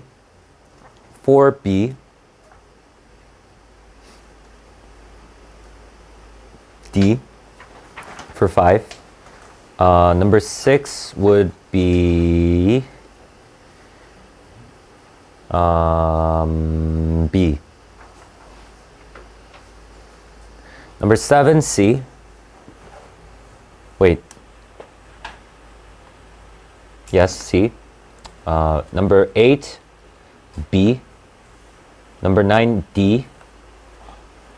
Number 10, D. Okay, anybody got number 10 wrong? Okay, too bad. You were like too solving it? I mean, I solved it multiple times, so. By memory.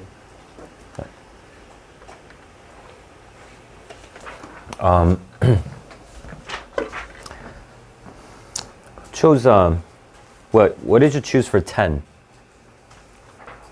C? A? Acceptable. Well, okay. Let's take a look at 65. It says, developed a fine capacity for mischief. Acceptable capacity? I would rather say like he was really good at mischief. She, right? Anyway, so it would be keen rather than acceptable. Just a second.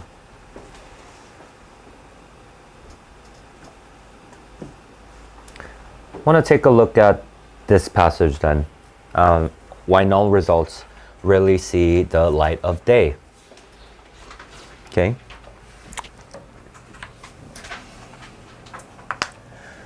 Okay, I don't know what this is when I read the title, so I want to define that. That should be the first thing I should do. What does it mean they don't see the light of day?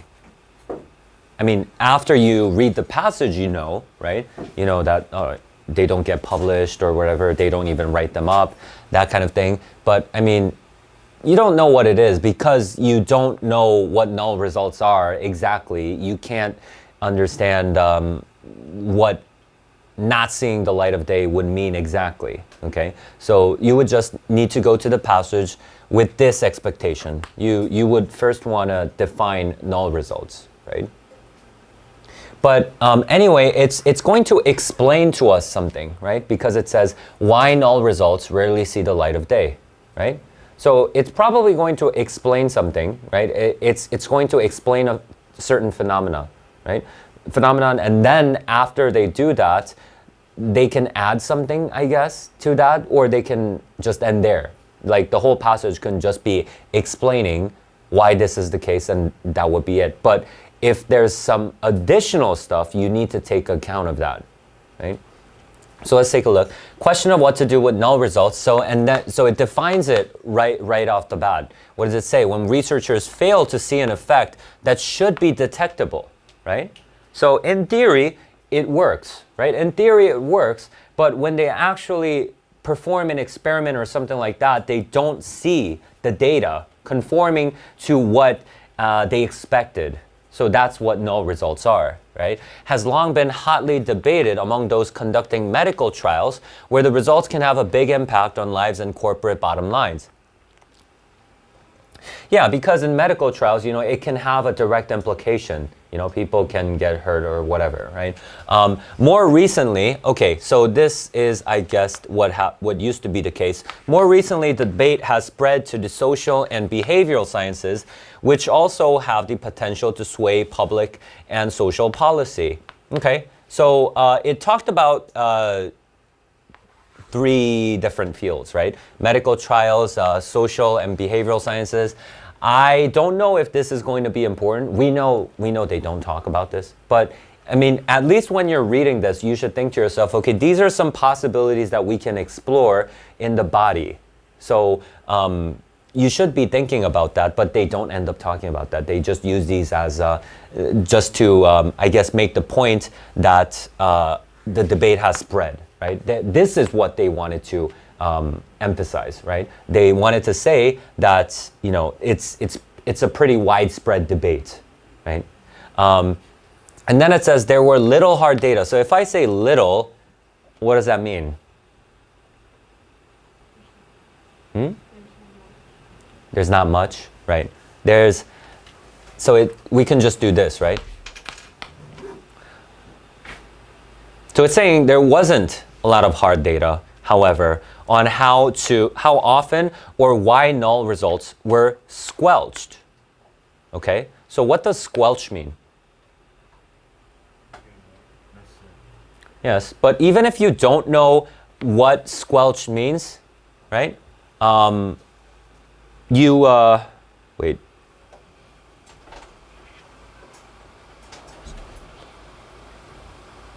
Yeah, even if you don't know what this means, you could just read on and you can probably figure it out for yourself, right? Let's take a look. Yes, it's true that null results are not as exciting. So this guy says they are not exciting, but I suspect another reason they are rarely published. Oh, so here we go, right? So squelched and rarely published should be the same thing, right? So they don't publish it when they get null results, right? Is that there are many, many ways to produce null results by messing up. So they are much harder to interpret. So this is the reason why. Reason why they are not published. So I think it at least preliminarily answered the question, why null results rarely see the light of day. What does it say? There's many ways to produce null results by messing up, and so they're harder to interpret. I can just grab onto this. They're really hard to interpret, so that's why people don't publish it. Okay, so hard to interpret is our reason why, right? So this is what I got, right, from the first paragraph. From the first paragraph, so now that I look back at this, it wanted to emphasize this, right? It's a pretty widespread debate. What should we do with null results? That was the debate. And then I go to the next paragraph. It says, in a recent study, okay, so now I'm comfortable with this, because it says in a recent study. Why? Because they told us this, and now they're talking about a study, so what is this study going to do? Probably just going to back this up for now, right? Okay, so NM and 2 of his graduate students examined every study since 2002. Okay, so this is kind of unique, right? What are they studying? They're actually studying studies, right? So they're studying experiments and studies. that was funded by a competitive grants program called TESS. So this is all process here. TESS, so it does explain TESS for a bit. So I can say, okay, so if they ask me a question about this, I can come back. Yeah, I'm just going to say this is the definition for TESS and whatever, right? Blah, blah, blah. TESS allows scientists to order up internet-based surveys of a representative sample of US adults to test a particular hypothesis, right? So they can buy surveys. That's what TESS is. And then it says, for example, I don't care about for example, right? So if I need to answer a question that's asking about TESS, I can use this information, right?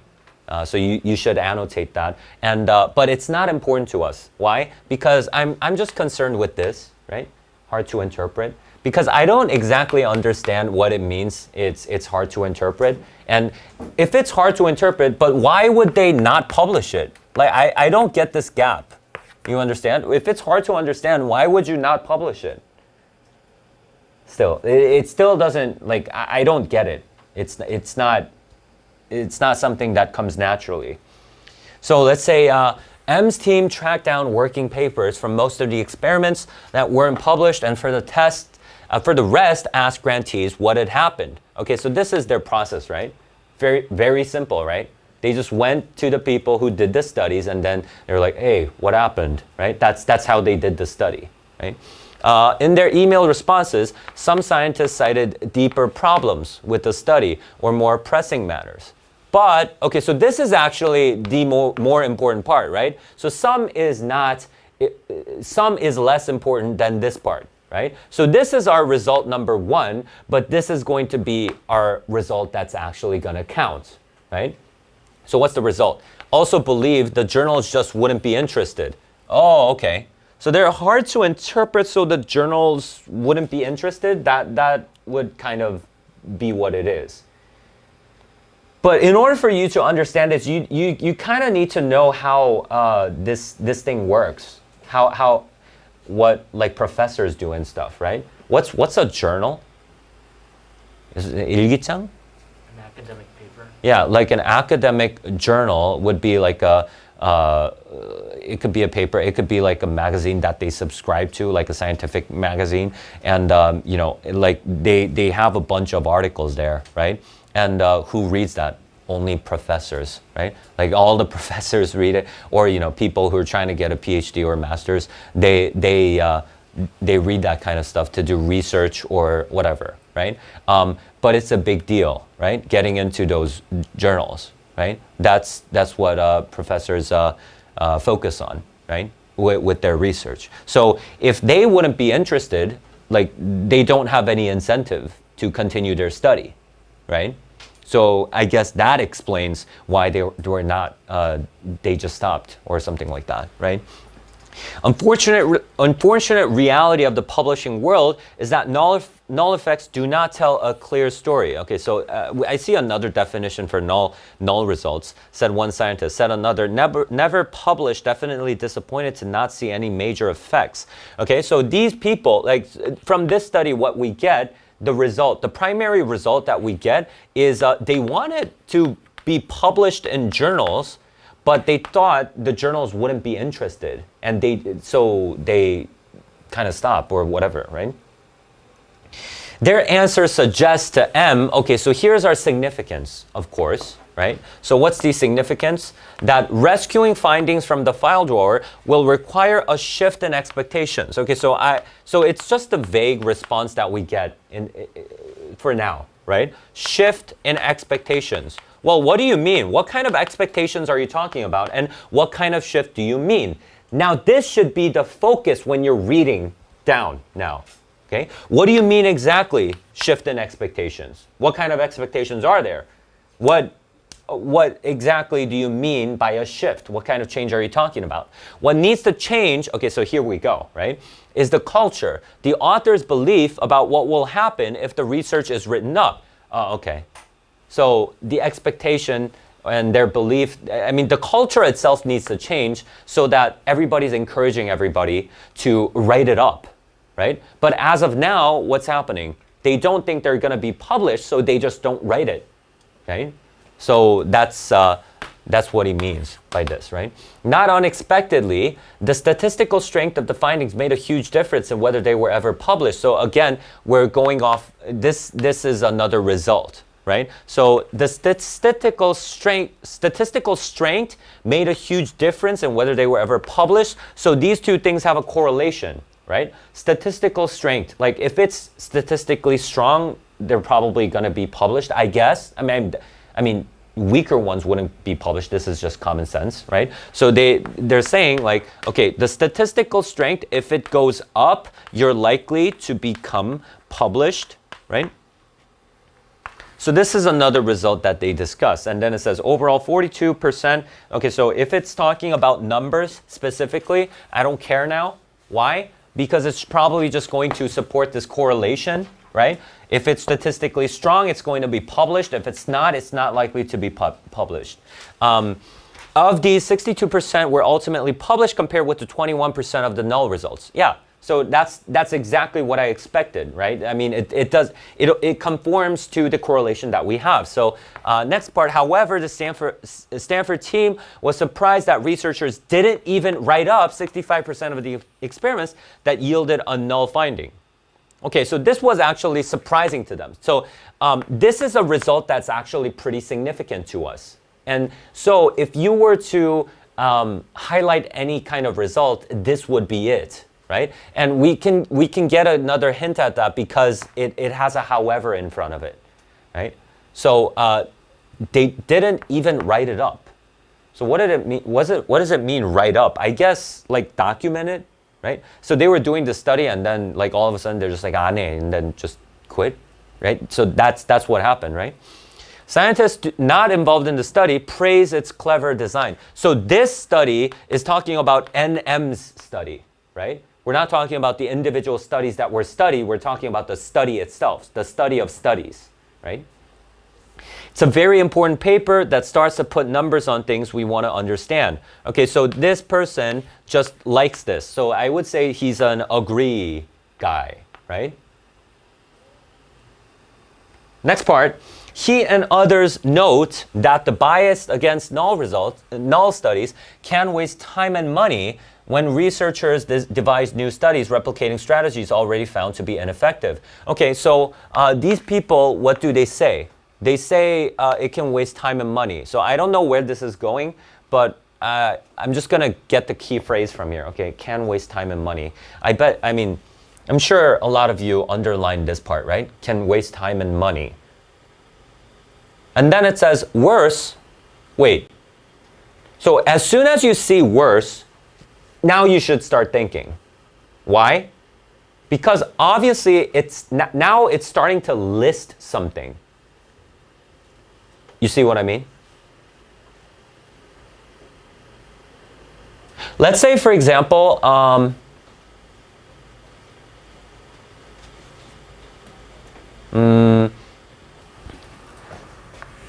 okay, I want to talk about an example. So first sentence, just it doesn't have any clues. It just gives you a certain fact, and then the second sentence, like this is the very beginning of the passage, and then it says another reason. So let's say I'm just using like a really simple example. Okay, so if the second sentence says another reason, and it starts off the sentence like that, what does that mean? It means that the first sentence was also a reason, right? You know what I mean, right? So what you would do here is you would go back and say, okay, so this is reason number 1 and this is reason number 2, right? That's how you would annotate it, right? Here it's the same, right? It says worse, right? So it's probably talking about some kind of problem, right? So, I mean, if I have a problem, I'm automatically thinking in the problem solution frame, right? So I'm saying, okay, so this is probably problem 1. Can waste time and money. And then it says if researchers publish significant results from similar experiments in the future, they could look stronger than they should. Okay, they could look stronger than they should is problem number 2, right? But you should think about this. They could look stronger than they should. Obviously, it's a comparison here, right? What are the two things that are being compared? It's an expectation versus reality, right? What's the expectation? They shouldn't look strong, right? They should look pretty weak, relatively weaker, right? But what does it look like? What does it look like actually? It looks really strong. Or you can say appearance versus essence. It really doesn't matter, right? There's the way things should be, and there's the way things actually are in this case. You see what it means, right? So it's an expectation versus reality. It looks stronger, right?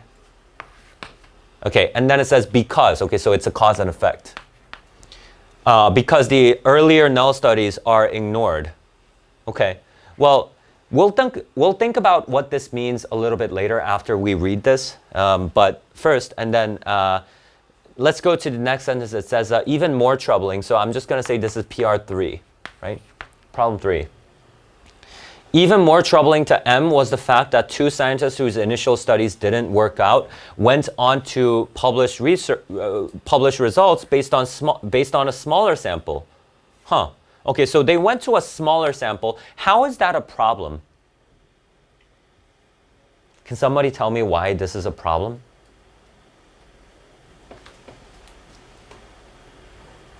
Yeah. Because if you have a smaller sample, then it doesn't really reflect what the bigger picture is if you had more people who are in the sample. Yeah, okay, think about it in very easy terms. Let's say, for example, I have a hypothesis. I have a hypothesis that everyone in this room loves ice cream. That's my hypothesis. Everyone loves ice cream, okay? So I asked you guys all that, and then only one person raised their hand. Okay, so I said, I think everybody likes ice cream. Who likes ice cream? And then only Matthew raised his hand. Everybody else hates ice cream. So what I did, so I'm disappointed that my hypothesis didn't work out. So I said, everybody except Matthew, leave this room, right? And then I say, okay, now everybody who likes ice cream, raise your hand. And then Matthew raises his hand. And I'm like, my hypothesis was correct. What is that? It's a 사기, right? That's what they were doing, right? Okay, so the non-test version of the same study in which we used the student sample did yield fruit, noted one investigator. Okay, so let's talk about the second problem then. Why is it a problem if a study looks stronger than it should? Okay, I mean, I took physics a long time ago. I don't really know much about physics, right? Like, name me a physicist before Isaac Newton. Galileo. Okay, Galileo, right? So Galileo, what did he find out? The heliocentric system kind of. Okay, so first we have Galileo, and then he came up with this. Without Galileo, I feel like Isaac Newton kind of built upon what Galileo found, right? These are the fundamental principles that he thinks are true, right? But, I mean, it's kind of different, but Albert Einstein came along and he kind of overturned what Newton was saying. But without Newton, there would not have been an Albert Einstein, right? So they kind of build upon each other, right? But what happens if Galileo didn't write up his studies? Like, and we just have this. It's just like, oh wow, this is a really strong study. It's just kind of skipping a step, and it really improved upon this, like a lot, like by a huge margin, right? So that's what it means, right? Looks stronger than studies can appear stronger than they should, they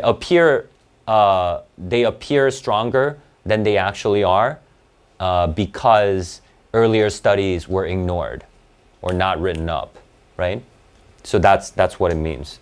And then it says a registry for data generated by all experiments would address these problems. Okay, so here's a solution, right?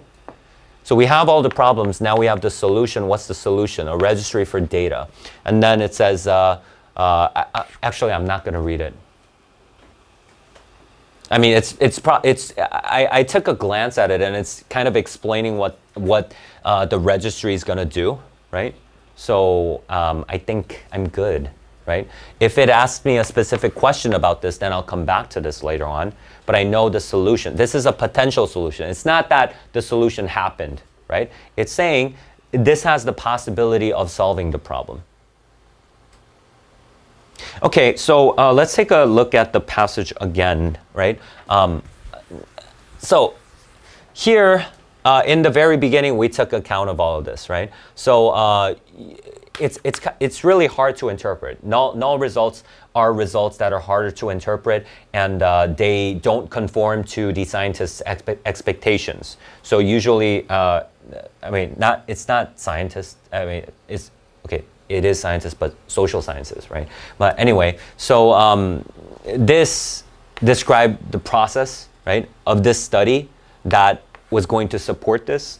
And then what they got was that, these people, they just thought they weren't going to be published in journals. That's why they kind of shied away, right? And then M says, so this guy, he suggests from this study that we need a shift in expectation, right? We need a shift in expectation. Everybody, this is my inference, by the way. Everybody should we should develop a culture in which everybody's encouraged to write up what they found, right? Because right now they're not doing that. And then he talks about, that other people talk about the problems of that. And then we had 3 problems, right? So problem number 1 was waste time and money, right? And then what was problem number 2? Stronger than they should, appear stronger than they should. And then the last one was moving to a smaller sample.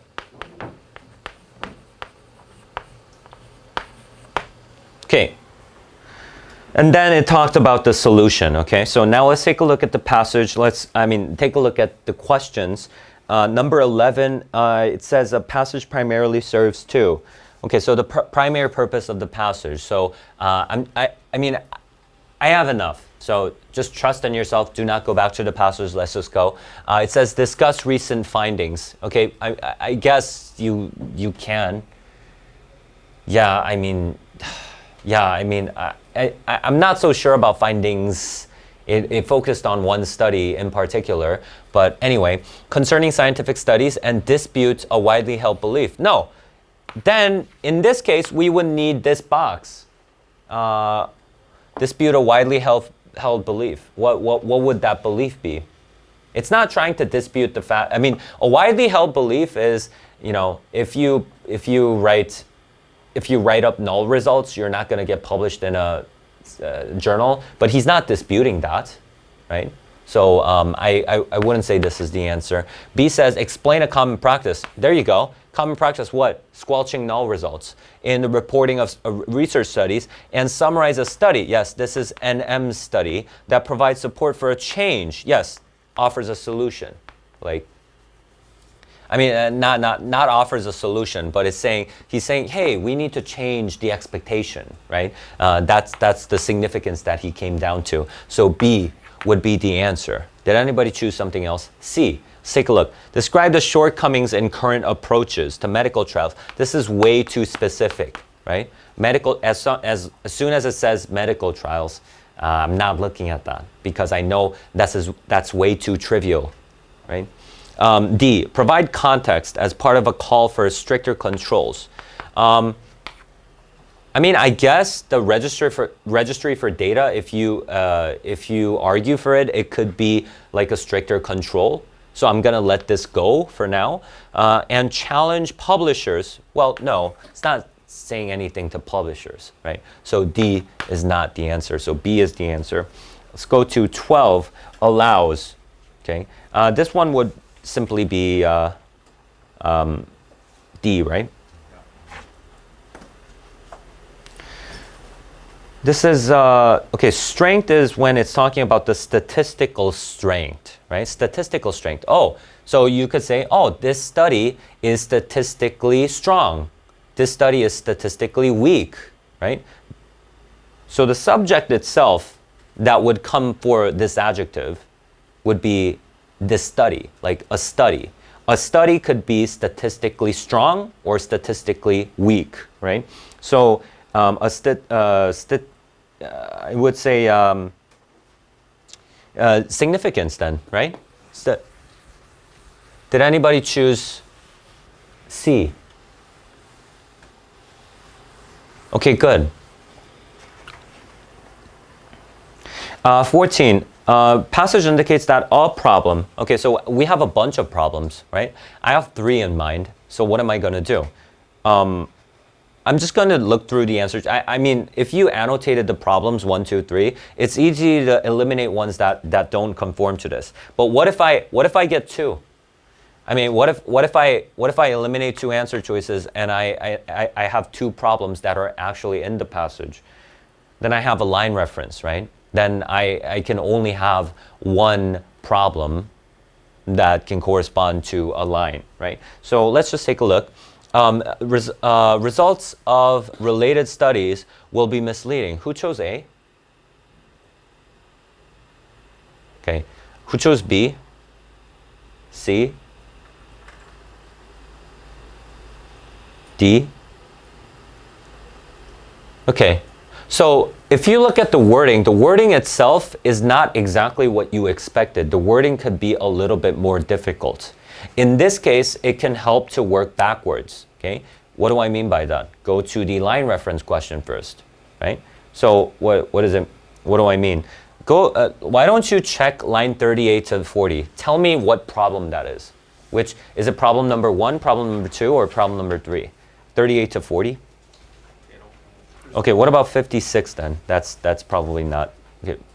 So it's not in that area. So it probably is starting from 56. What is that? Okay, waste time and money. Good. Then we'll say waste time and money.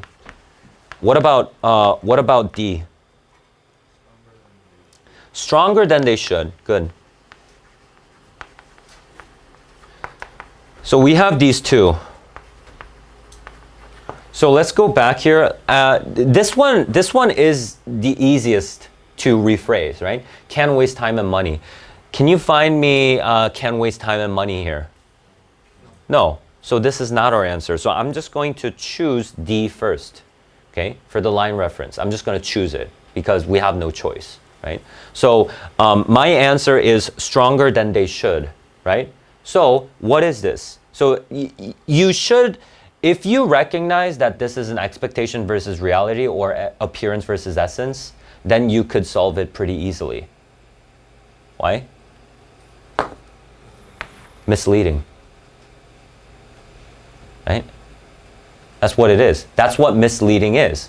It's actually this, but it looks like that's what misleading is, right? So that's why it's A.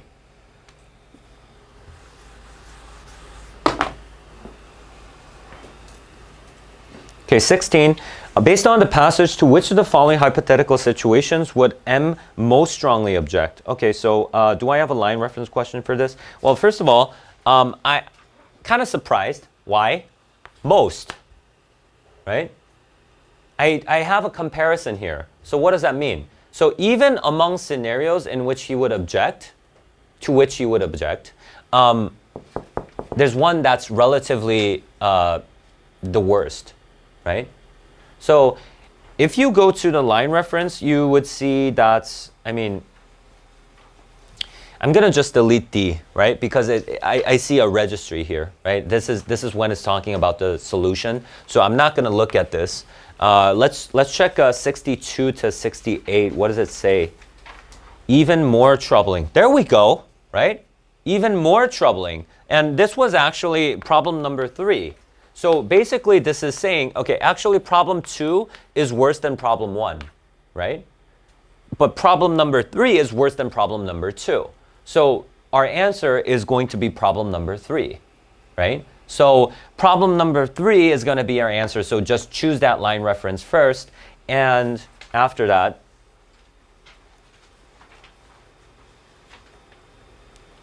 I'm going to choose an answer that corresponds to that exactly. Right? So they moved on to a smaller sample. That's what I'm going to choose here. Moved on to a smaller sample. Moved on to a smaller sample. Which one would that be?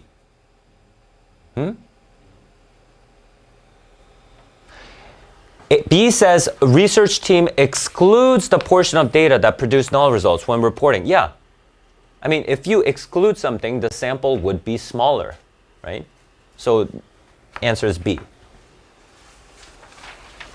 Last paragraph serves mainly to, okay, so last paragraph, I know what it is, solution, right? Solution, solution, solution, possible solution, here we go, solution, summarize no, reinforce no, okay, B, right?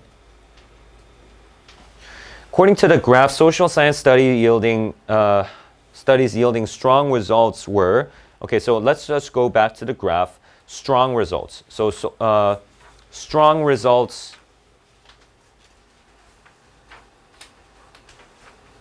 and then, so was it unwritten over 50% of the time? If you check, I'm looking at this, right? Was it unwritten? Unwritten being this? No, that's wrong, right?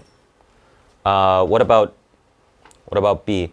Unpublished but written 50% of the time. Unpublished but written would be this. No, it's not 50%, right? Published in a top journal approximately 20% of the time. So it's actually this part, right? Is this 20%? Yeah, it's 20%. So it should be that, right?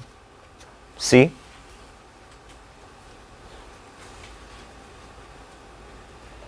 Which of the following statements is supported by the graph? Okay. All right, so I mean, I have no choice. You just need to take a look. So studies with mixed results, okay, so studies where mixed results were just as likely to be published as they were to be left either unpublished or unwritten. So it's unpublished or unwritten is going to equal mixed results, right? So it's mixed results. No, sorry. Oh, no. Studies were just as likely to be published as they were to be left either unpublished or unwritten. So it's this plus this equals this, right? And that actually is the case, right? Because right here, right? So it's 50-50. So there you go. Which statement from the passage is most directly reflected by the data presented in the graph? So this is actually the part where we talked about the stats, right? Remember, there were a lot of numbers, like 42%, 21%, or whatever. So it's that part. Which line is that? It's in that vicinity. Here, right? So starting here. So the only answer choice that corresponds to that would be 43 to 45, right? So C.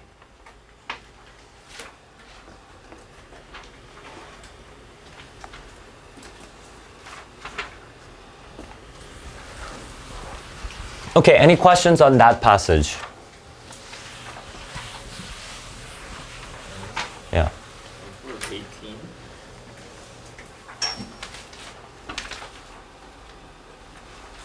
you said B, but isn't saying reporting on social science studies? No, you shouldn't think about that. As soon as you saw would solve this problem, you should have been thinking about, okay, this is a solution because we've seen problems earlier. So I didn't even bother reading, right? I just looked at this. But let's take a look. To problems discussed, because, you know, why I'm telling you this is because it's pointless. If you, okay, I will explain this to you and you will understand it, but that's not going to get you anywhere in the future. You know what I mean? It's just living hand to mouth. That's just 하루 벌어 하루 먹고 살아.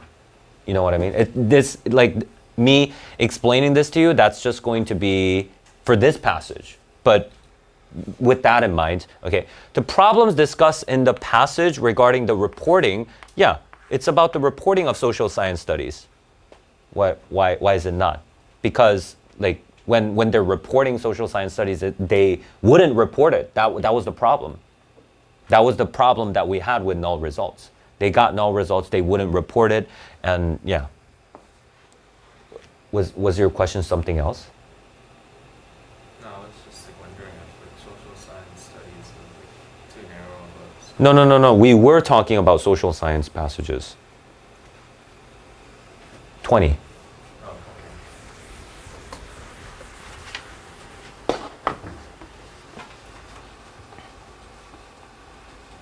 Let's take a look at this passage, honeybees.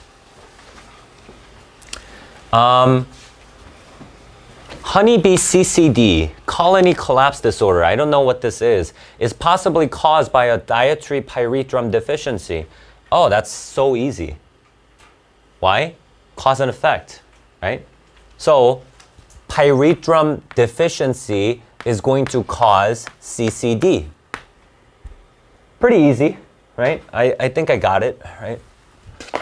Pyrethrum deficiency will cause CCD. Okay, so let's take a look. Colony collapse disorder is characterized by the disappearance of adult worker bees from hives. I love the fact that they use the word disappearance instead of died. It's like, does it literally mean they disappeared? Like, 실종? Is that what it is? Anyway, so that's what CCD is, right? Honeybees are hosts to the pathogenic large ectoparasitic mite, Varroa destructor. Okay, host to the mite, right? So it's like, so honeybees are the hosts, and they live in the honeybees, right? So honeybees, and then we have VD. These mites feed on bee hemolymph blood and can kill bees directly or by increasing their susceptibility to secondary infection with fungi. Yeah, so they can kill them, right? So they can actually have a harmful effect, right? Little is known about the natural defenses that keep the mite infections under control. I would say this is our question, right? Little is known, so this is what scientists wanted, this scientist in particular wants to know, or that's kind of it's a broad question, right? So what's our focus? The natural defense, right? But if we're talking about the natural defense, I feel like this is going to come into play, right? It's probably going to say something like, okay, but if you have a lot of pyrethrum, that's probably going to be some kind of, I don't know, like a vaccine for these guys. So let's take a look. Pyrethrums are a group of flowering plants which include CCCCM, and I don't even care. Like what in the world is this? Like, do you expect me to memorize all of this? Like I don't know. Like, okay, so these are plants, right? These are flowering plants. These plants produce potent insecticides. Okay, so peas make insecticides, right? With anti-mite activity. Okay, so like I guessed, right? So these pyrethrums are going to kill the mite that can potentially be harmful, right? Right? The naturally occurring insecticides are known as pyrethrums. Wait, their name's the same, right? You should take note of that, right? So the plant's name is pyrethrums, and also the insecticide is known as pyrethrums, right? Okay, so we'll just say P from now on. A synonym for the naturally occurring P is PY. Why are we talking about the names? Like, okay, so I don't care. I don't care about the names. Like, it's giving me too much information with the names and stuff. Like, it's just trying to crowd information into a small space and just trying to confuse you. But what's important here is you need to figure out what you need to know, and that would be something related to these, right? This relationship, right? Is PY and synthetic analogs of pyrethrums are known as pyrethroids. Wow. like, okay, just get rid of this. Like, I don't care. No one cares about this. In fact, the human mite infestation known as scabies is treated with topical pyrethrum cream. Okay, so it has its uses, right? So what was this paragraph about? Just this. There's something called PY, and these kill the mites, right? These can kill VD, potentially also. So let's go to the next part. We suspect, right, so it's kind of weird. Why? Because we have a scientist reading this, I feel like, right? We suspect, right? It's kind of like, like a group of people. So this is like their proposition, I guess. We suspect that, okay, so this is, again, I mean, you always need to determine whether what the scientists are saying is speculation, whether it's their guess or hypothesis, or whether it's an established fact. In this case, it would be a speculation, of course, right? It's what they suspect, it's what they think. We suspect that the bees of commercial bee colonies, which are fed monocrops, are nutritionally deficient. Okay, what would monocrops potentially mean? What does mono mean? One, right? So if they're just fed like a single crop, they will be nutritionally deficient. So this is what they propose. Okay, in particular, we postulate that, okay, this is the same thing, right? This is also their hypothesis or their guess. We postulate that the problem is a diet deficient in antimitoxins, pyrethrums. Yeah, okay, so that's why it is. If they eat just one kind of crop, they're going to lack in pyrethrum and possibly other nutrients which are inherent in such plants. Without at least, okay, so you guys remember this? Using the word without or unless, what does that imply?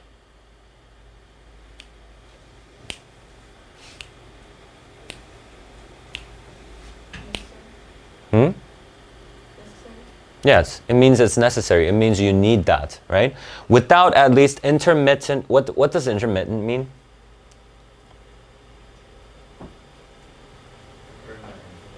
Mm-hmm. Guys ever heard of intermittent fasting? No one's heard of intermittent fasting? No one? It's such a it was and is such a huge thing. Intermittent fasting means you fast for like 16 or 18 hours. Like, so you just eat one meal a day, right? 1일 1식. 간헐적 단식. No, it's a dietary thing. Well, it could be for Muslims. Like they can only eat after a certain time during whatever period. Like, yeah, they have that, but intermittent fasting, people do it for like health reasons also. Yeah, okay. I mean, I thought everybody would know, so that's why I used that example. So without at least sometimes eating pyrethrum, that's what it means, right? Bee colonies are susceptible to mite infestations. So you need to eat pyrethrum at least sometimes. So pyrethrums are necessary. That's what it's saying, right? Pyrethrums are necessary for what? For to not be susceptible to mite infestations, right?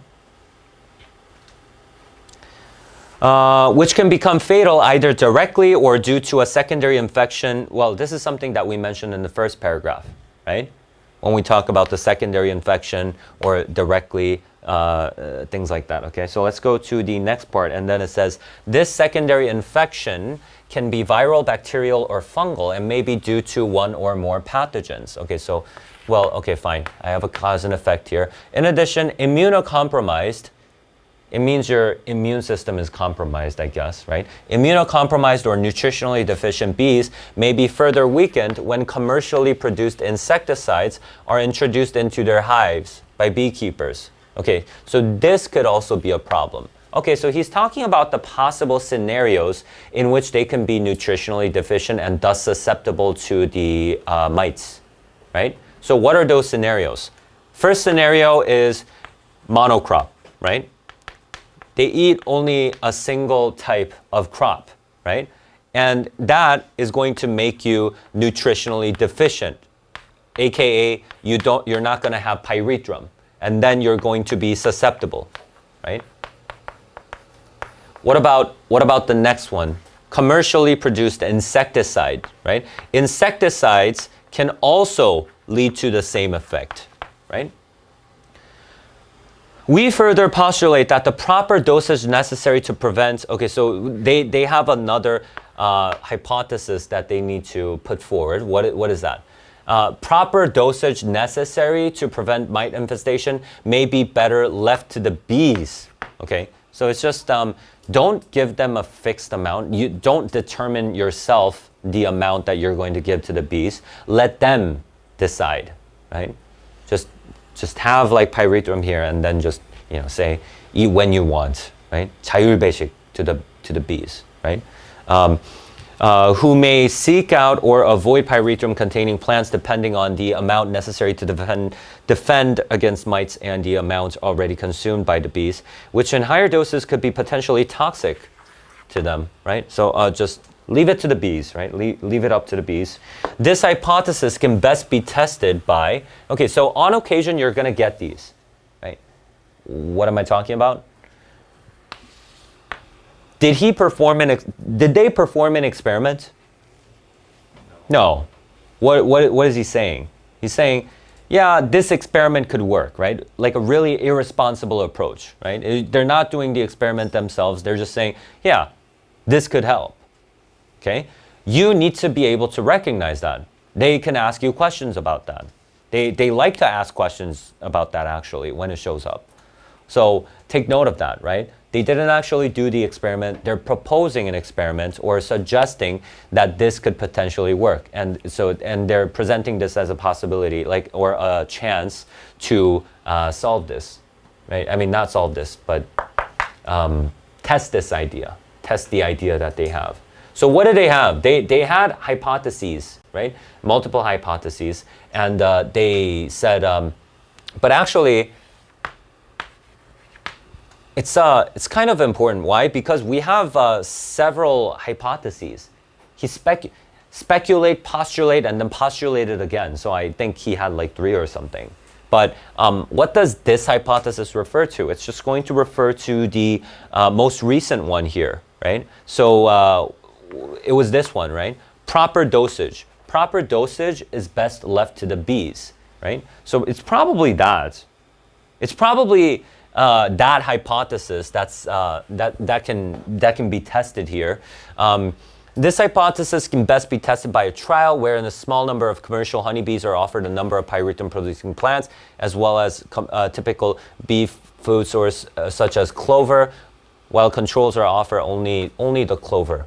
Wait, it's not that hypothesis actually, if you think about it, okay? So it's easy to think that, but if you look at the experiment itself, it's testing something completely different. Why? Because for the controls, well, first of all, we need to find out what clover is, because what does it say? So, small number of commercial honeybee colonies are offered pyrethrum, right?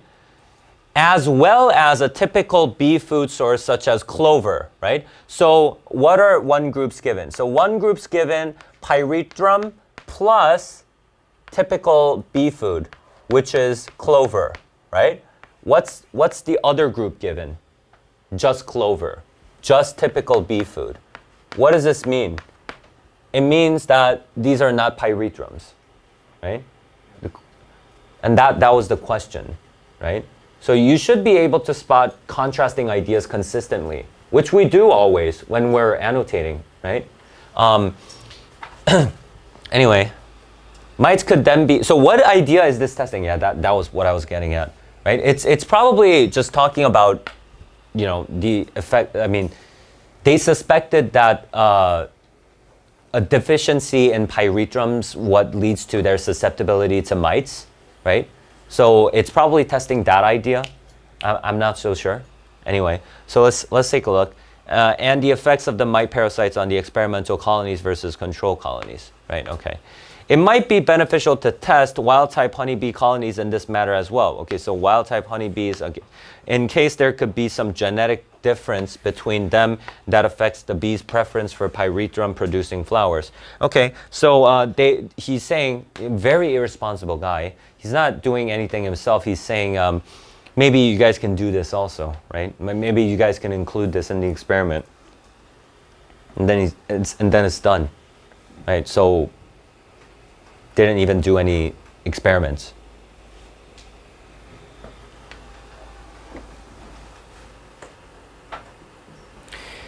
Okay. So let's take a look. So this is a relatively common question that you're going to get in science passages, and I did directly talk about this sometime before. You guys remember? What would the effect of can, may, and could be, right? So this does a what? What is this? What's the answer for this?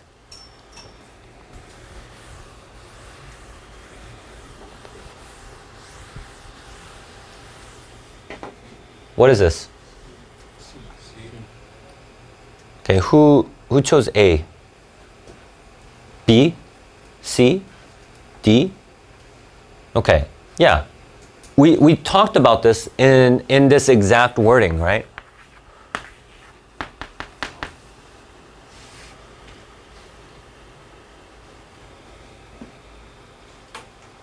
Um, 43, in line 42, the author states that a certain hypothesis can best be tested by trial. Based on the passage, which of the following is a hypothesis the author suggests to be tested in a trial, right? So it was testing this, right? So the test itself was this. You guys remember? So one group is not going to get P, and one group is going to get P. So what would it look like? I mean, what is it testing? I mean, it's just that his first speculation that a deficiency in pyrethrum is what results in a susceptibility to mites, right? So let's take a look. So A says what? Honeybees that are exposed to both pyrethrums and mites, well, both pyrethrums and mites are less likely to develop well, no. I need to say those that are given pyrethrum and those that are not given pyrethrum have a difference. Beekeepers who feed their honeybee colonies a diet of a single crop. Okay, single crop, no, not necessarily. It's about this, right? So it would be C, right? That includes pyrethrums, results in honeybee colonies that are more resistant to mite infestation than ones that do not include pyrethrum. Right? That's what's implied here. So C would be the answer.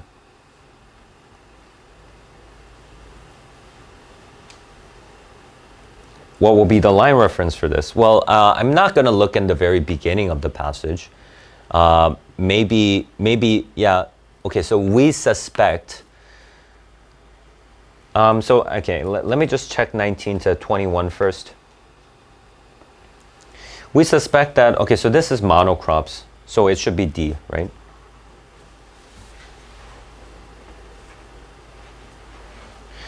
Passage most strongly suggests that beekeepers' attempts to fight mite infestation with commercially produced insecticides have what unintentional effect? Okay. Well, we did talk about this directly, right? If you use insecticides, they're likely to be more susceptible, right? So the answer would be D. And the line reference for this, you just need to find this part, right? Where it directly talks about infestation. I mean, what is that? Insecticides. C. Is it? Yeah. Okay, 47, postulate. Okay, what would postulate mean? Yeah, we speculate, we postulate, did anybody choose A? B? C? D? Okay, well, D is of course not true because they never had any firm evidence. It would be B, right? Main purpose of the fourth paragraph. Okay, what's the fourth paragraph? Let's take a look. Yeah, so it's talking about this hypothesis can best be tested, right? So it's not summarizing the results, it's proposing an experiment. They like to ask this, okay? They like to do this. It doesn't happen just once. It happens it happens a few times. So B. An unstated assumption made by the authors about clover is that, so this is what we talked about, right? So what was that experiment about? What was it testing? It was testing pyrethrum versus no pyrethrum, right? So basically what that implies is clover does not include pyrethrum. So A is the right answer. Based on the data in the table, okay, so I'll trust you guys on this. What's the answer for this? B? Did anybody not choose B? Okay, so B is the answer. What about this one? Based on the data in the table, which of the 4 pathogens infected the highest percentage? I mean, you just need to find the highest number, I guess. D, right? Did everybody choose D? Yeah, okay. Do the data in the table, okay, so this one, I guess we do need to think about. Do the data in the table provide support for the author's claim? Oh, okay, so it's kind of a weird question. It's saying, hey, take a look at the data. Does that support the author's claim? And what's the author's claim? Infection with mites, varroa mites, increases a honeybee's susceptibility to secondary infections. Okay, so let's go back to the graph, see if that's the case. Okay. How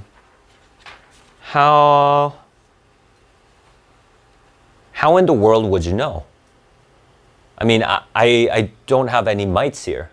Where's mites? Where's that other variable? There's just no way of figuring it out.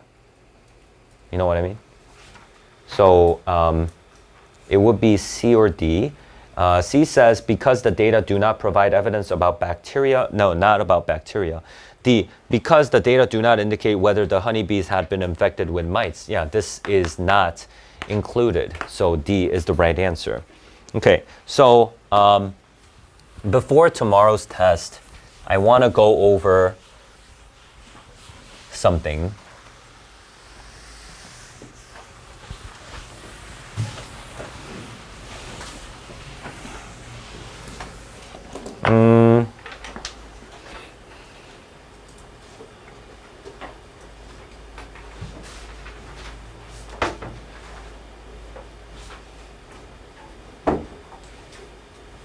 Wait, I'm trying to remember something. Sorry.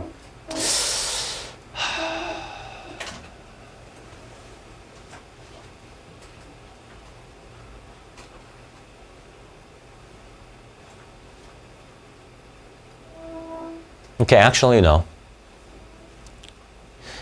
So for tomorrow's test, remember to do this. Remember to do passage 1, 2, 3, 5, 4.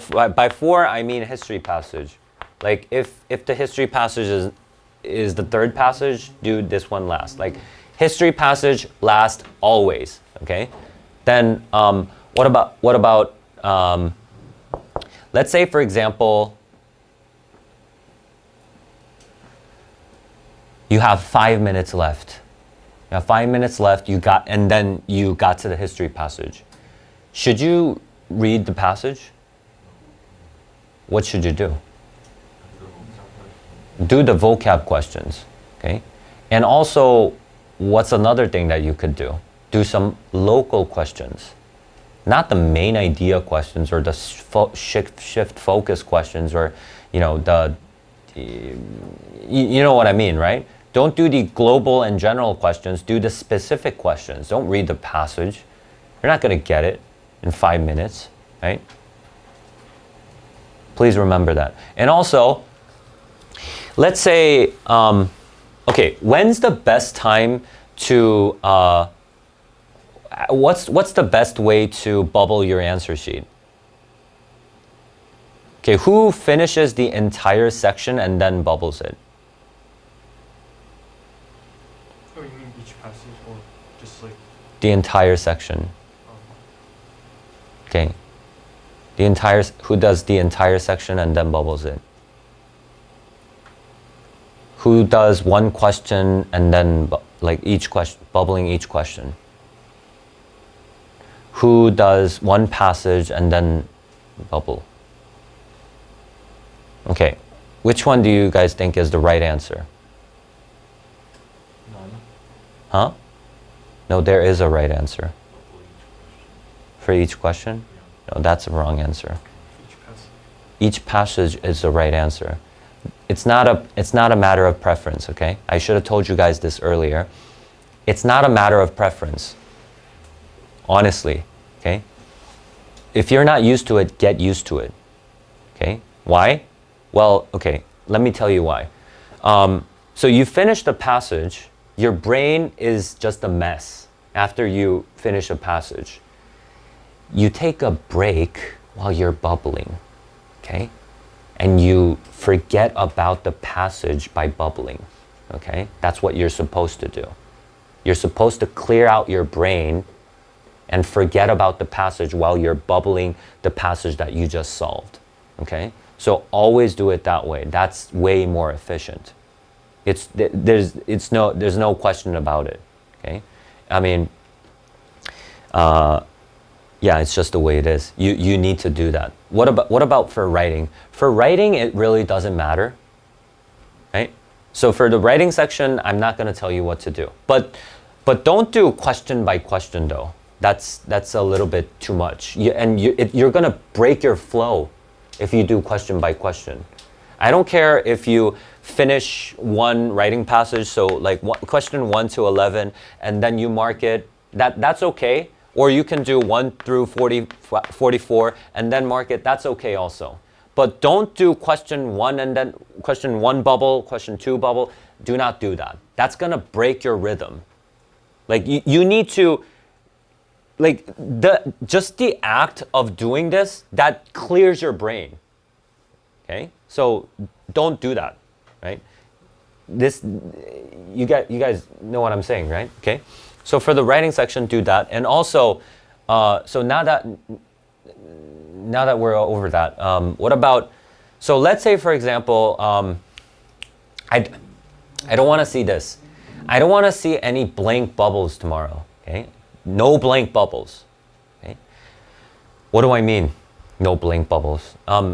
Don't be, like some people, like I'm not going to say who it is, but let's say you couldn't solve the final 6 questions.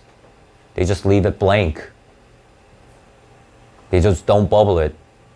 Don't do that, okay? What should you do then? What's the best thing you can do? Guess you will. Guess how? Just like randomly. Randomly? Just choose one answer. Yeah. Do not do it randomly. You will get everything wrong if you do it randomly. There's a very high chance that you will get everything wrong. At least if you do it, I mean, last time I did that blood type thing, like I guessed your blood type, I got 1 out of 4, right? You guys remember this? Yeah, statistically that's what happens. So if you go with one answer choice, you will statistically get 1 right out of 4 questions. But how do you choose which one you're going to choose then? Doesn't matter. It does matter. Oh. Okay? So what you're going to do is, so you see the, like take just, okay, so let's say you're running out of time. You didn't do 6 questions, like you're done, right? And then now you need to mark it. What you need to do is take a look at your answer sheet. Take a look at your answer sheet. There's gonna be 1 letter that didn't occur a lot, like a very low frequency number, okay? Like let's say, I mean, just look at it like visually. Visually, there's gonna be 1 number. Oh, I don't see a lot of A's. Like, actually, I don't have any A's. Then choose A's for all of them, okay? You know what I mean?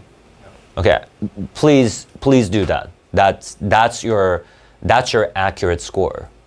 Okay, I want to see that accurate score, and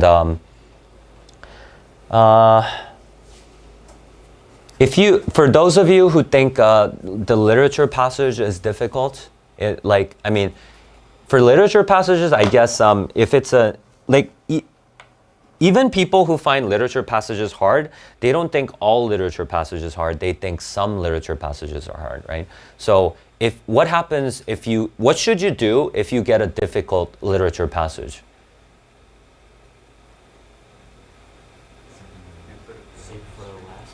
Okay, I'll skip for the last. I mean second to last.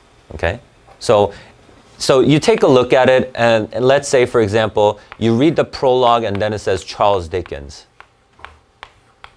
Then you say, okay, bye, and then you go to passage number 2. Okay, let's say you see the passage, and it's like 18. It was written in 18 something. Okay, bye.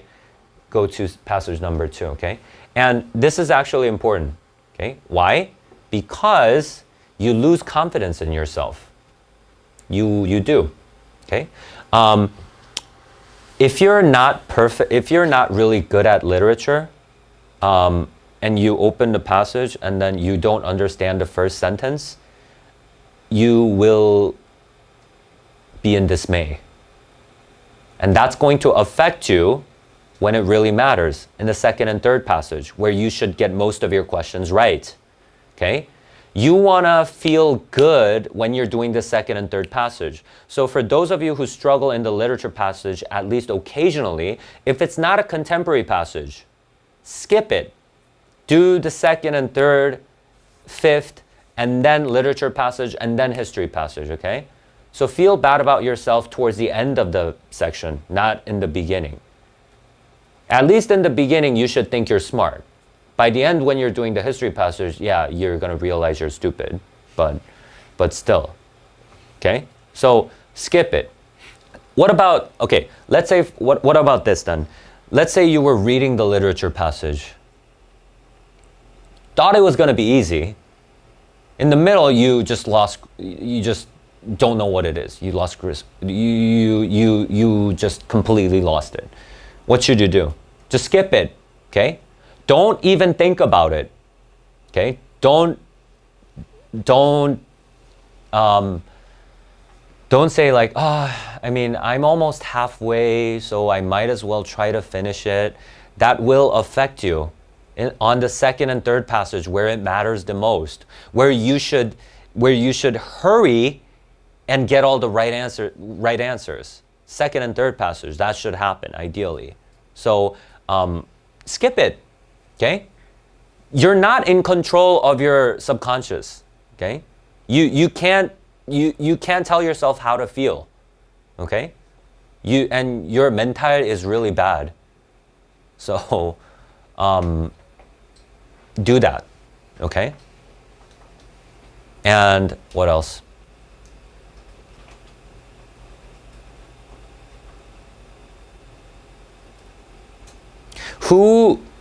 Okay, who takes math here? Okay. Okay, this only applies to people who, so this is a problem in math, okay? Usually when people have a near perfect score in math, no, I don't see a lot of people who consistently get 800. Usually what happens is on each and every test, they get 1 or 2 wrong. It's -1 or 2. Depending on the curve, usually. So you make mistakes. But the thing is, you look back on these mistakes and you don't recognize that you don't think it's a mistake. I mean, you think you can correct that mistake. But actually you can't. Okay? You can't correct this mistake. Like, you think come test day you'll never make mistakes. No, you'll make more mistakes. Okay? You think it's going to get better, it doesn't get any better. you will consistently make those mistakes unless you do something about it, okay? So this is just a tip. I mean, people who do this, people who consistently get 1 or 2 wrong, what is that? Is that section 55 minutes, the long math section? Is it 55? So usually the 55-minute section, people who consistently get this score, they do it in like 20 or 25 minutes. Or like, I mean, within 30 minutes, right? If you're really good at math, it's like 20 to 25 minutes and you're done. And now you're just looking at the test for 20 to 25 minutes, right? You're just kind of doing 검토, quote unquote 검토. You're looking at it, but you can't spot your mistakes. It's impossible. You think you can, like sometimes you get lucky and you spot your mistake, but you can't, okay? Why? Because you already looked at the question in a skewed perspective, and you can't fix that. You need to slow down when you're solving it for the first time and not make that mistake to begin with. So you need to constantly put brakes on yourself, okay? And if this doesn't work, as a last resort, what I suggest to students is this, okay? So let's say you have these like 4 questions here. You're not going to actually circle an answer choice. What you're gonna do is at the bottom of the page, you're gonna write down your choices. Like this. You know what I mean? Okay? If you do this, you can solve the question. The question is gonna be fresh for you to solve again after you solve it once. If you have an answer choice circle, it's not gonna be fresh, it's gonna be contaminated. You can't undo your perspective. So if you can, if you're that person constantly making a mistake, you should seriously consider doing this.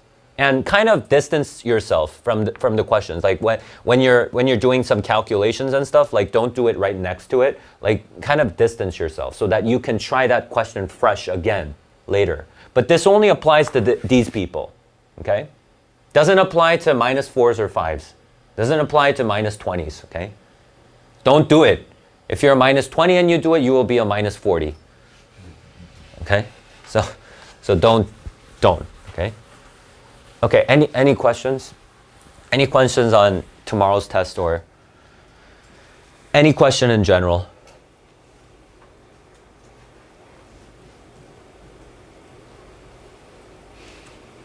Okay, well, some of you, I know for a few of you, today's the last day, and next week is the last day for this course, right? And after this course, we have the SAT pregame course, which is gonna be an extension of this course, okay? So basically, okay, I would suggest you do this course if you want more practice, okay? If you want more practice and or and that's the only scenario I can talk about. If you think you're going in the right direction, yeah, I would suggest you do it. Unless you feel like you're ready. Okay, if you think you're ready and you just want to try some mock tests before, there's a course for that exclusively. We're just repeatedly we're doing tests. That's game day. Okay, so you can either choose to do this or you can just go right to game day. But I don't think next week we're gonna have game day. So yeah, and okay, any questions? Did you guys finally get to know each other yesterday? You guys played that vocab game? You guys, like, I never seen you guys laugh, actually. But, who won yesterday? You? Yeah. Huh.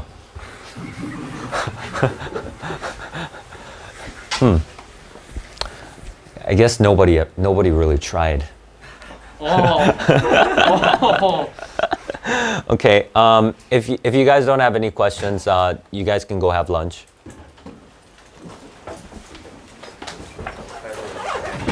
Yeah.